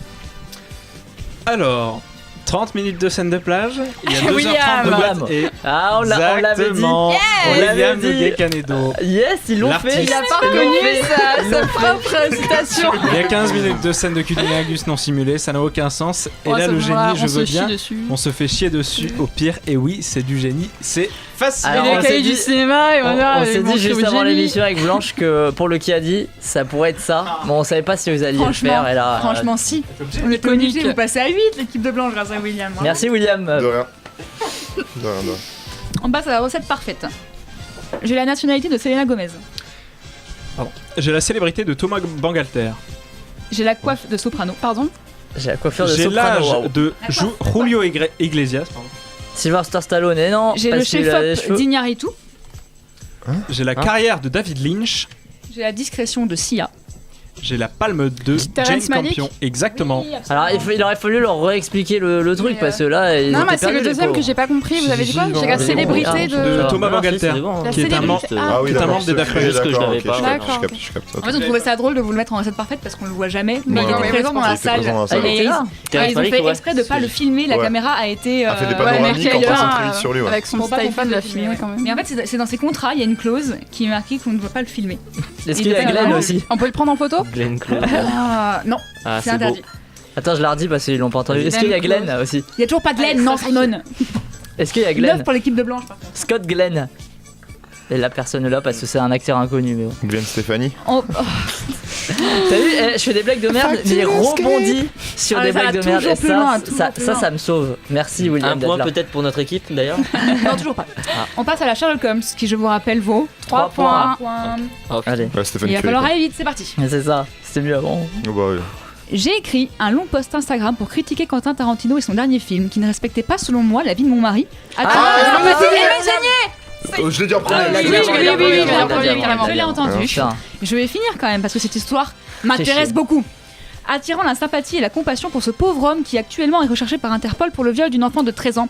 Donc effectivement, Vincent n'écoute plus que ce que nous allons dire actuellement. Du coup, a poussé un coup de gueule contre Quentin Tarantino en disant que son mari était très affecté, blablabla. Sauf que Tarantino a demandé la permission à la famille de Sharon Tate, du coup, qui a acquiescé et qui a dit oui, tu peux faire ton film. Voilà. Et c'est ça qu'il a besoin. Bien joué, William, bien joué. Je suis sûr, ça spoil des trucs là, ça a spoilé des trucs ici. Toi, je te retrouve dans 2 mois, je m'en fous. Toi, je te retrouve avec ta tête dans 2 mois. Et quel est le rapport avec ce que je viens de dire? Non, pas par rapport à. En fait, on a dit. Il faisait le casting, en fait. Pas, comme mais j'ai marqué que beaucoup de gens m'écoutaient pas. Moi, je t'écoutais, Marie. Moi aussi, je t'écoutais. En regardant. Donc voilà. Emmanuel Seigné qui défend Roman Polanski, c'était parfait. C'est sa femme en même temps. C'est sa femme, mais bon, elle s'est mariée à un violeur. Faut peut-être pas me lui dire à un moment donné. Ah, c'est Mathilde? Oh, les deux, de toute façon. C'est Mathilde. On va passer à 8 de William. La semaine prochaine. De Edwin, pardon, excusez-moi. Quoi? Vous avez pris 3 points d'un coup et donc nous passons à un quiz spécial. Festival de Cannes. Mais Festival de Cannes 92 2019. Yeah baby. Tous les films de ce quiz seront liés à une personnalité présente lors du 72e Festival de Cannes. Merci beaucoup. Donc ça pourrait être par exemple Mr. et Mrs. Smith parce qu'il y a Brad Pitt qui a monté les marches par exemple. On va se battre pour. Tu as donné des films, on va devoir dire pourquoi? Non, exactement, c'est exactement ça la réponse. Tous les films de ce quiz seront en lien avec une personnalité qui était présente à Cannes cette année. Et comme il y a toutes les personnalités à Cannes, en fait, c'est le cinéma mondial qui est réuni. Après, on n'a pas fait non plus. Un quiz sur le cinéma. Voilà, c'est beau. Exactement. Pour une émission de cinéma. Alors, qui c'est celui-là? R.J. McReady. Voilà, super. Voilà. R.J. McReady. Et ça peut être des films de Cannes. Le nom du personnage. De Cannes de cette année. Non, mais je pense que c'est pas un film qui était à Cannes, ça. Mais je veux savoir si ça peut. Ça peut. Je comprends. Ça peut. C'est lié à une personnalité. Il faut trouver un film. Ça. Dans lequel le personnel s'appelle R.J. McReady. Si je le dis, réexpliquez bien les règles à chaque fois parce que les règles de quoi? De ta question. Le nom du personnage, du coup, dans quel film est ce personnage? Little Joe. Non, c'est pas un film à Cannes. C'est lié. Vous avez dit peut-être, ça peut. C'est pas forcément un film à Cannes, mais. C'est-à-dire par exemple. Un indice. Alors, j'ai 3 indices. Carrosse. Le premier. Cendrillon. Non, Carrosse. Et là, pensez à Cannes. Hein. Oui. Qu'est-ce qui est Carrosse à Cannes? Évasion Los Angeles, New York 1997. Non. The Thing. Exact. C'est quoi Carrosse? The Thing de Carrosse George, c'est le truc qu'a eu John Carpenter. C'est le prix de John Carpenter. Le film a été projeté à la quinzaine des réalisateurs avant une masterclass du réalisateur. Moi aussi j'ai pensé Cendrillon, normal. Mais non, mais ça a été annoncé avant qu'il y avait du coup le Carrosse d'or. Rapport parce qu'il est aussi dans un casting d'un film qui est à Cannes, mais on ne dira pas plus. Exactement. Prenez vos casques. Dans Once Upon a Time in Hollywood. Oh non, Vincent. Une réplique, un film. Mais regarde, bravo. Il m'a spoilé là aussi. Arrêtez. Il a spoilé Parasite, il a spoilé. Écoutez bien. Ferme-la, William. Une réplique, un film, dans quel film on entend cette scène? J'ai une auto. D'accord. Je l'ai payé 300 balles. J'ai monsieur Hannibal. D'accord. Le marchand d'occasion de la rue de Lyon. Non, non. Laisse la part. Ouais, putain. Sans taille complète. Non. Didier. Attends. Écoutez l'acteur. Oui, Gasson-Var, j'adore. J'essaierai de le mettre tout de suite après. Exact. Ah non, Le sens de la fête. Eric Toledano et Olivier Nakache qui présentaient Hors Normes en film de clôture. J'ai toujours maintenant, pas la vu. dernière séance, c'est plus film de clôture. Et il y a eu des retours? J'en ai aucune idée. Ce qui paraît, c'est très très bien. Ouais. Alors, moi, j'ai vu on que est à c'est 10 très, pour très l'équipe bien. de Blanche, à 9 pour l'équipe d'Edwin. 9 s'il Oui, te plaît. parce que j'ai pas annoncé le point de Is the Thing. On passe à, non pas merci le Québec, mais cette fois merci la Belgique, puisque je vais vous donner un titre belge. Yes. Non. Donc je vous donne un titre belge, et vous me trouvez le titre français. Ah ouais, ou je sais pas si international. changer parfois. Soudain le vide. Quoi Soudain le vide? Star Wars. Soudain le vide. Mission Impossible? Non. Rien. Ça a toujours un rapport avec Cannes. Hein. Ah oui, bien sûr. Soudain le vide. Avec une personnalité qui était présente à Cannes. Oui. Soudain le vide. Soudain le vide. Une personnalité qui a peut-être présenté un film à Cannes cette année. Oui, oui. Ouais. Bah oui, vu que c'est Cannes The Tree 2019 of Life. le thème. Non. Allez, un indice. Un petit indice. Qu'est-ce que On je a pourrais besoin dire Ah, bah, Ghost ça avait pas Story. noté. 50. Admettons. Un homme et une femme. Non. Ah, C'est dommage, pas le parce qu'on a dit 50e tellement film, ensemble. c'est le ouais. 50e film de Lelouch. Bah. Le titre original est anglais, D'accord. mais c'est pas un anglais qui a réalisé, c'est un franco-argentin. Clairement. Là, normalement, ça devrait. Franco-argentin. Clairement. Manu Là. Chao, Mano Negra. Attends, maintenant mais- par minute? Non. Ah, putain, c'est ça. Franco-argentins. Qui sont les franco-argentins? Ah, C'est Gaspard Noé, je Climax. suis trop con, Climax. Enter the Void. Oui. Je suis trop con, je suis trop bête. Trop bête, Ouais. mais attends, Je mais ne je suis connais trop pas. con. C'est vrai, c'est Gaspard Noé en Enter fait. the Void de Gaspard Mais Noé, c'est- absolument. Mais voilà, je me c'était une dis, question est-ce que pour je suis William. Là. Bah, n'empêche Ils que en bon. font- Depuis le début, il y a une réplique de semble bien. William. il y a- C'est. Non, mais il a William. pas trouvé sa réplique, hein, je vous Non, signale. mais Bon, c'était bon. juste, il a voulu Mais oui, la je jouer suis trop humble. alors que- Ouais, Enter voilà. the Void, absolument, dont le scénario avait été écrit par Gaspard Noé et Lucille Azialovic. Azialovic, ouais. Et donc qui présentait absolument Lux a été Damien avait trouvé en tout cas. hein. film de Internet. 50 minutes, d'où C'est le vrai, 50. Vous êtes à égalité, 10 à 10. On passe au pas tourné ou plus largement pas vu ou pas. Laquelle de ces personnalités présentait le plus de films durant le festival Ah, de j'ai la Cannes réponse, 2019 c'est bon, yes. Je Tout sais. métier confondu. Ah non. Genre une personnalité qui a pu être réa sur un film, Ça c'est prod le sur bordel ça. l'autre. Vas-y, nanana. vas-y, dis-le. 5 propositions. Adam Driver, Adèle Haenel, Leonardo DiCaprio, Gaël Garcia Bernal, Chloé Sevigny. Oh. Laquelle de ces personnalités a présenté le plus de films à Cannes, tout métier confondu? Ah bah oui, là, il y a- ouais, Bah, ouais, mais allez-y. tout métier Allez-y, confondu. allez-y, allez-y d'abord. je l'ai, Non, mais je je vous en l'ai. prie, Ah bon. allez-y, moi on le sait aussi. C'est Léo DiCaprio? Et pour vous? Bah nous on Bah, avait nous, dit on dit Adèle Adèle Haenel, mais mais bon, bon. on sait que c'est attends, l'actrice faut qui que- présente le plus. Attends. Il y a 3 mais films ça y est, à tu l'as Cannes, dit il y avait maintenant, 3 films. Donc après... Bah, c'est. Non, Allez. ça- Vous restez sur vos... Hein, voilà. Attends. Vas-y, allez, vas-y. C'est trop tard. Adam Ah Driver, non, c'est Adèle Haenel. et il n'avait qu'un film, The Dead Don't Die. Bon. Ouais. Chloé Sevigny avait 2 films, Deux The films, Dead Don't Die et son court-métrage White Echo. Gaël Garcia Bernal, 2 films, Ouais. Chic Warrot qui l'a réalisé Et It Must Be Heaven de Elias dans lequel Suleiman. il jouait. Léo DiCaprio, Il 2 avait. films, Ah Once bah Upon a yes, Time c'est in vrai. Hollywood. Il est monté 2 fois pour des productions. C'est le même, c'est la même. c'est le même film, Ice Oh on non, Fire, putain, absolument, c'est et d'accord. le C'est bon. Tarantino. 3. Ouais, Adèle Adèle Haenel a joué dans Le 3 Dain, films. Le Le truc en Dain, Bosnie-Herzégovine, là. Portrait de la jeune fille en feu et Les héros ne Oh, les meurent héros ne meurent jamais. Ah, mais Absolument, je Claude suis Léa par la Calin. montée des marches le lendemain, quel con. Ce qui nous fait un point de plus sur l'équipe de Blanche qui Finalement, passe ne à pas y aller, c'est ne pas y grâce à aller, quoi que tu c'était l'as mieux en su fait. Quoi? C'est grâce à quoi que tu l'as su? J'ai vu des interviews Ouais, d'elle. parce que j'avais vu dans le quotidien, je me suis dit. Ah, mais j'ai sûrement vu dans le quotidien aussi. Deuxième pas Comme tourné, une grande puisqu'on fan. aime bien. Alors, lequel de ces réalisateurs a présenté le plus de films à Cannes, du coup, dans l'histoire du Festival de Cannes? Alors, en tant que réalisateur, c'est pas producteur ni rien. Ah, ok. Alors, je vous donne 5 propositions. Arnaud Desplechin, Jim Jarmusch, Ken Loach, les frères Dardenne, Pedro Almodovar. T'es un salaud, hein. Il a vraiment dit ceux qui sont. Vraiment un salaud. Attends. J'ai pris ceux qui Desplechin, étaient là. Loach. Jarmusch. Répétez-les s'il vous plaît. Alors, Arnaud Desplechin, Jarmusch, Ken Loach, les frères Dardenne et Almodovar. C'est soit. Pedro de son prénom. Soit ça, Dardenne, soit Ken. soit ça. Bon, vas-y. Non, je Comme sais, t'as non, dit- j'en sais comme- rien. Comme t'as dit au début, allez, on va Non, dire. je sais pas, ils sont pas d'accord avec moi. C'est pas grave. Allez, Ah, vous êtes tiraillés, vous avez... Allez, on va dire Pedro Almodovar, c'est ce que tu voulais dire. Allez, Vous vas-y, dites hop. ça Allez, hop. mais c'est Allez, super dur, les enfants. Allez, dites rapidement ça votre paraît dur, mais pourtant, question. Votre réponse. Dardenne, il y a 7. Ils ont fait 7. Du coup, vous dites j'avoue que Dardenne, c'est vrai que c'était pas mal. Ils ont dit Almodovar.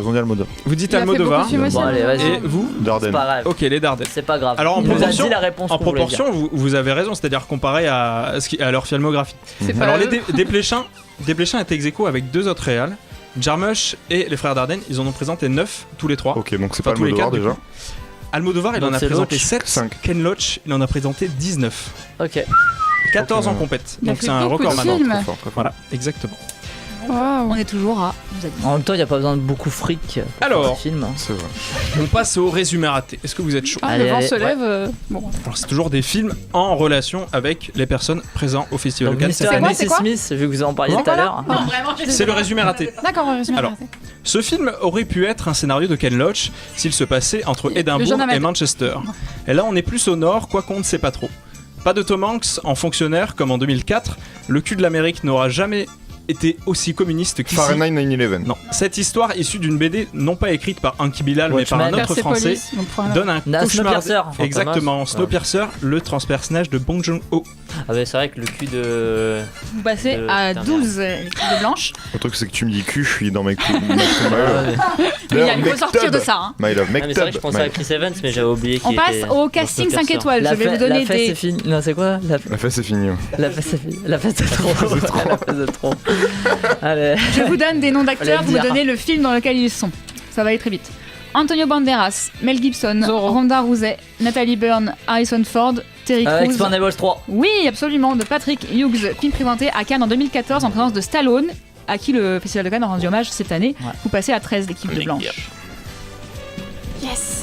Allez. Alors, musique de film, donc prenez vos casques, pardon. Prenez.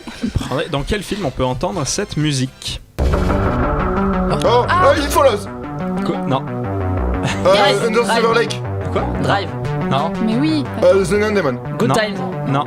Ah non, cette année. Non, pas cette année, mais oui, du non, coup. Mais ça Stranger Things. Non, le réalisateur était présent cette année. Drive. À Cannes et présentait quelque chose. Pas un film. Non, je suis con, c'est Carpenter. Non. Il présentait pas un film, il présentait autre chose. Mais oui, mais ouais. Oui, mais alors quoi? Only God Forgives. Exact. Ah. Il a dit non. Non. Composé par Cliff Martinez. Exactement. Je pensais qu'il a. C'est à 11 l'équipe d'Edwin, on passe du coup au duel time. L'équipe de Blanche, vous êtes en tête. Donc Blanche, je vais te laisser choisir le thème. Ouais. Tu as le choix entre suite ou jury. Jury. Ah ouais. Absolument, c'est parti. Ouais, mais je suis nulle en suite ou en jury. Ça peut être une question cash. Suite, de toute façon. Donc, non, ça peut pas être une question cash. Ok. Ça n'aura pas tenu ce concept. Vas-y, Marie. Laquelle de ces personnalités ne faisait pas partie d'un jury d'une sélection du Festival de Cannes 2019? Toutes sélections confondues. Là, tu peux le faire. Je les ai dit la quinzaine, Ciné Fondation, tout ça. Stécie Martin, Sandrine Bonner, Virginie Ledoyen, Lucas Dont. Ok, tu peux redire les deux premières? Stécie Martin et Sandrine Bonner. Après, c'était. Virginie Ledoyen, Lucas Dont. Laquelle de ces personnalités ne faisait pas partie d'un jury au Festival de Cannes 2019? Bah, c'est l'une des deux. Donc. Je vais dire Sandrine Bonner. Très bien, je note. On a perdu Edwin. Il a fait la moue là, alors, je l'ai vu. On a perdu, désolé. Mais du coup, qui est le capitaine déjà? Je ne sais plus. C'est Edwin. Edwin. Oh là là, le gars. Ah, j'ai pas suivi. Allez, rapidement. Totalement la tête dans les étoiles. Alors, on passe à avec suite. La musique. Combien de suites de films ont été présentées en sélection officielle? Donc sélection, ça comprend certains regards, la compétition et hors compétition et les séances spéciales. Donc pas semaine de la critique et quinzaine. Alors combien de suites ont été présentées au Festival de Cannes cette année? Suite de films du coup. 2, 3, 4 ou 5? J'en ai qu'un. Attends, redis, t'as dit 2, 3, 4 ou 5? Ouais. Là, j'aurais pu faire cash, mais... Ok. Ouais, je vais couper la part en deux, enfin je vais dire 3. Ok. Même si j'en avais qu'un en réel, donc... Est-ce que la suite de Lelouch... Alors je commence par Edwin. Ah, il y en a 3 alors. L'équipe d'Edwin. Et il y en avait 3 tout à fait. Donc il y avait Jeanne, la suite de Jeannette, Mektoub et les plus belles années d'une vie. Évidemment. Ils ont gagné de toute façon. Blanche, elle a relevé le défi. C'est Edwin, il a de la pression. Stécie Martin. Stécie Martin, c'était Ciné Fondation et court-métrage. Oui. Lucas Dante, il était dans le jury de Un certain regard. Ouais, avec Virginie Doyen. Et Virginie Doyen, c'était la présidente du Aquapan. Absolument. Donc c'était Sandrine Bonner qui n'était pas dans un jury. Vous passez à 18 de Simon et vous gagnez l'équipe de Blanche et Simon. C'était serré, bien joué. Franchement, t'as géré. Parcours, bravo. Merci Raphaël et Marie pour ce quiz. Faut faire le check normalement, non? Voilà, c'est l'heure du générique de fin de cette émission. Je remercie tous les chroniqueurs, toutes les chroniqueuses présentes ce soir autour de cette table. Arnaud pour la technique ainsi que Gaël pour la vidéo. Si l'émission vous a plu, voilà, vous pouvez nous retrouver tout en bas. Là, il y a écrit sur internet, YouTube, Facebook, Mixcloud. Waouh, toutes ces pages. Incroyable. La semaine prochaine, 3 films seront au programme. Rocketman de Dexter Fletcher, Godzilla 2, Roi des monstres de Michael Dougherty et Ni de Dan Giaferi. Il y a vraiment rien la semaine prochaine. 2 fois Mathis Seigny, quoi, quand même. Il y a Mathis Seigny avec un S en plus. On fera une chronique historique sur Make to My Love Kanto Uno. Vous avez vu Rocketman? Non. Apparemment, c'est très bien. Oui, il paraît. Mais Godzilla 2 aussi, à ce qui paraît, c'est très bien. Ça a l'air d'être assez étonnant. Allez. Une comédie musicale autour de Godzilla, pardon. Dimanche dernier, c'était. Marie a cru au début. Dimanche dernier, c'était la fête des mères. À cette occasion, Al Capote et Philippe Catherine ont offert leurs plus belles paroles à toutes les mamans de la Terre. On se quitte donc ce soir avec l'amour qu'offrent les 2 comparses. Dédicace à toutes les mamans de la planète. Bonne semaine à vous. The Cinéma Show, c'est tous les mercredis sur Radio Campus Montpellier. Mais c'est encore un peu maintenant.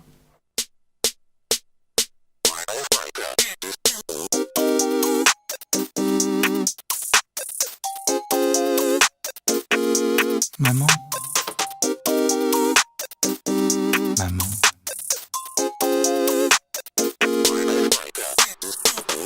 Maman, tu es la seule femme que je n'ai pas envie de débaucher. Maman, tu es la seule femme. Avec ma fille et ma sœur, tu peux t'en douter. Est-ce que c'est parce que je t'aime trop qu'un baiser sur les lèvres c'est déjà trop? Maman, tu sais tout par cœur de moi. Tu sais mieux que moi quand ça ne va pas. Est-ce que c'est parce qu'elle est un peu en moi? Est-ce que c'est parce qu'elle est un peu en moi? Est-ce que c'est qu'en elle je me sens chez moi? Maman, tu es la seule femme que je n'ai pas envie de troubler. Maman, tu es la seule femme dans laquelle j'ai déjà habité. Je vois l'amour partout, même chez Satan. Si je le vois partout, c'est grâce à ma maman. Je vois l'amour partout, même dans le sang. J'ai vu l'amour partout, déjà dans ma maman. Je vois l'amour partout. Je vois l'amour partout. Je vois l'amour partout. Je vois l'amour jamais sans ma maman. J'évite la tôle, j'ai du tout, et je mange de la saule et du rouge. C'est pas à l'école que j'ai pu fourrer, je contrôle même quand je suis bourré. Je mets mon tablier de bouche et quand je serai plus en forme je bougerai. Je roule un joint sur le dernier bourget et puis je m'envole comme au Bourget. Je prendrai pas ma retraite tant que j'aurai pas la recette. Je te vole la vedette, je voulais pas qu'on me rejette. Toutes mes erreurs je regrette. Je peux pas émettre une requête dans mes yeux, c'est l'enfer qui se reflète. Ma bite sans le romarin, je sais pas ce que je vais dire aux gamins. Mes aiglons. Faut que j'évite l'œil de sauron, j'ai de l'écaille de poisson, du saumon, de la peufra dans le pochon. En enfer ça sent le cochon, je mélange la marga dans le chaudron. Tu vas brûler sur le bûcher, je t'ai vu sucer et ressucer. Vieille avale mon laitage, Alka le meilleur de l'espace. Je me régale avec du chivas, je m'évade avec une liasse, je dévore ta carcasse, je suis vegan qu'avec mon yax. Mais que veux-tu que j'y fasse? Mais qui veux-tu que je lèche? Où est la pute qui me suce? Encore plus haut et plus haut, je vais viser sur le buste. BBP initialise cet instru minimaliste sur les platines. Alka plus Philippe Catherine, faut le multidisque platine. Des filles qui tapinent, je me défonce dès que je finis le casting. Je te baisse jusqu'à ce qu'on zizi fatigue. Ici ça tire, attention les missiles arrivent. On est grand comme Mimi Mati. Je vois l'amour partout, même chez Satan. Si je le vois partout, c'est grâce à ma maman. Je vois l'amour partout, partout déjà dans ma maman. Je vois l'amour partout. Je vois l'amour partout. Je vois l'amour partout. Je vois l'amour jamais sans ma maman. Ma mère, mes sœurs et mes filles, y'a quelques j'ai pas envie de blesser. Bisous. Ça vient du cœur et des tripes, mais j'ai toujours la bite dressée. Regarde les heures, elles défilent, j'ai plus le temps, je suis pressé. Vite. Je veux me barrer d'ici, toute la journée je suis pété. Je suis ténébreux et infâme, j'ai plus le temps d'être courtois. Maman, tu es la seule femme qui a toujours été là pour moi. Exact. Je suis ténébreux et infâme, j'ai plus le temps d'être courtois. Maman, tu es la seule femme qui a toujours été là pour moi.